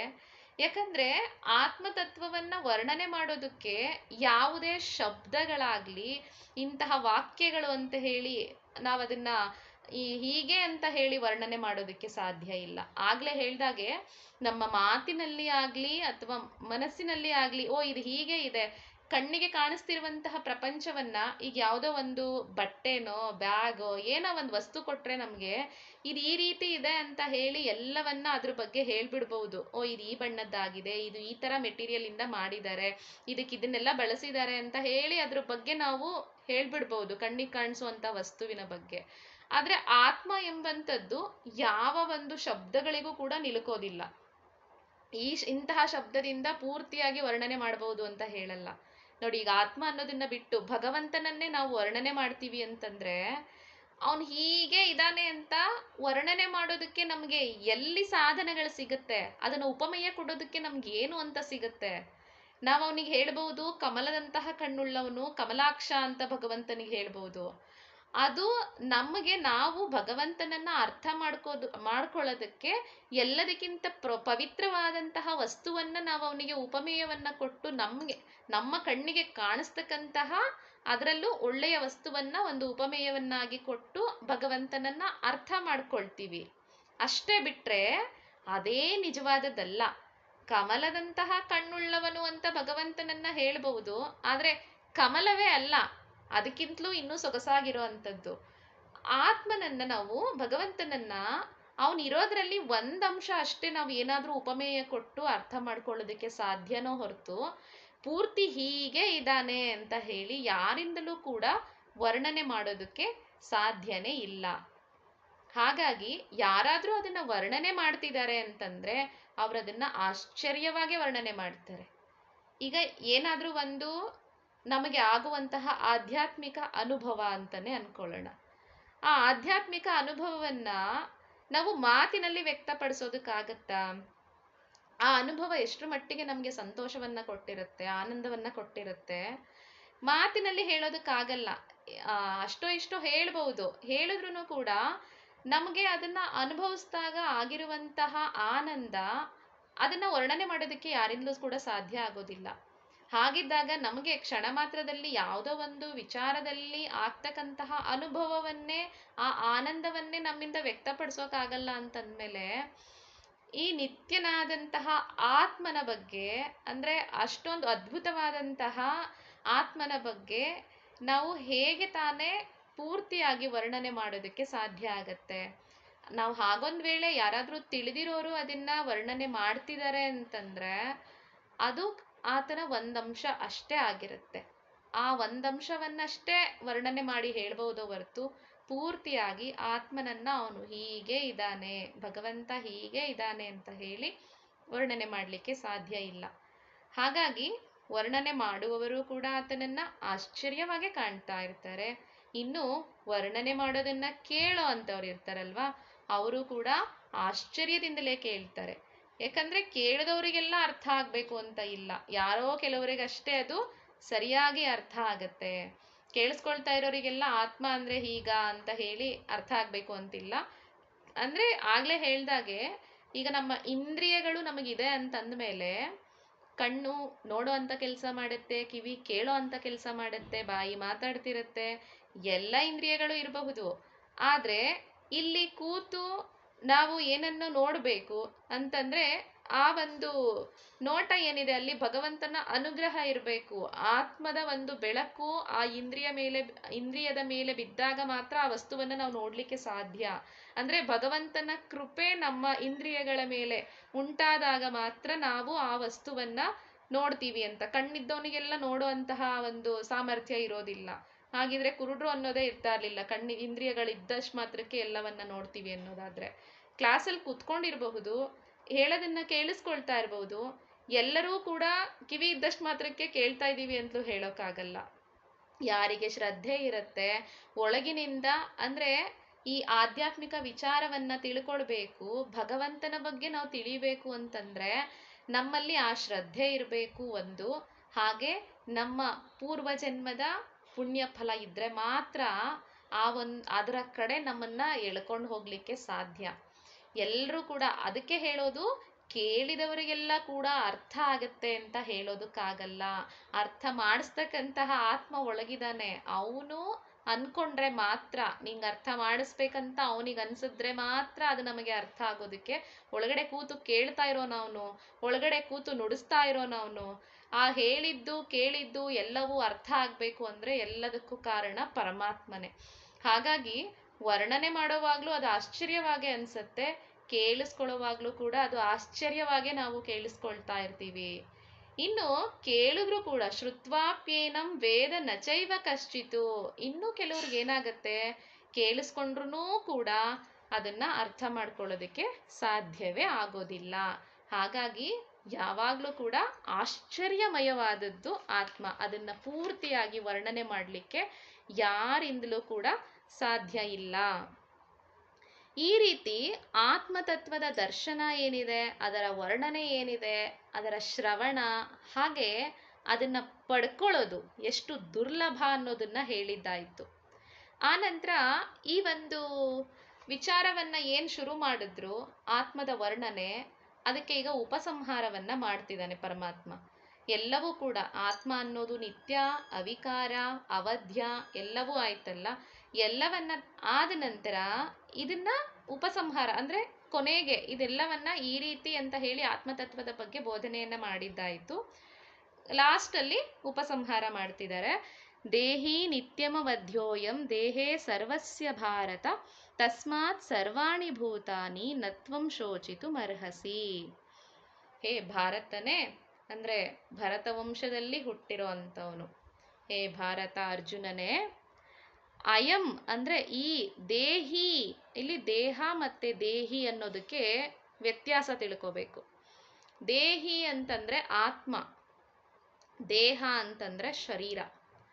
ಆ ದೇಹಿ ಎಂಬಂತಹ ಅಂದ್ರೆ ಈ ಆತ್ಮ ಎಲ್ಲರ ಶರೀರಗಳಲ್ಲಿ ದೇಹಿ ದೇಹೇ ಅಂತ ಇದೆ. ದೇಹಿ ಎಂಬುದು ಆತ್ಮವಾದ್ರೆ ದೇಹೇ ಅಂತಂದ್ರೆ ಶರೀರ. ಈ ದೇಹಿ ಆತ್ಮನು ಸರ್ವಸ್ಯ ದೇಹೆ ಎಲ್ಲರ ಶರೀರಗಳಲ್ಲಿ ಸದಾ ಅವಧ್ಯನಾಗಿದ್ದಾನೆ. ಯಾರು ಕೂಡ ಇವನನ್ನ ವಧಿಸೋದಕ್ಕೆ ಸಾಧ್ಯ ಇಲ್ಲ, ಅವಧ್ಯನು. ಈ ಕಾರಣದಿಂದಾಗಿ ನೀನು ಸಂಪೂರ್ಣವಾಗಿ ಯಾವ ಪ್ರಾಣಿಗಳಿಗಾಗೂ ಕೂಡ ನೀನು ಶೋಕಿಸೋದಕ್ಕೆ ಯೋಗ್ಯನಲ್ಲ. ಎಂದಿಗೂ ಕೂಡ ಆತ್ಮನನ್ನ ನಾಶ ಮಾಡ್ಲಿಕ್ಕೆ ಆಗಲ್ಲ ಅನ್ನೋದನ್ನ ನೀನ್ ತಿಳ್ಕೊಂಡೆ ಅಲ್ವಾ ಇಷ್ಟೊತ್ತು.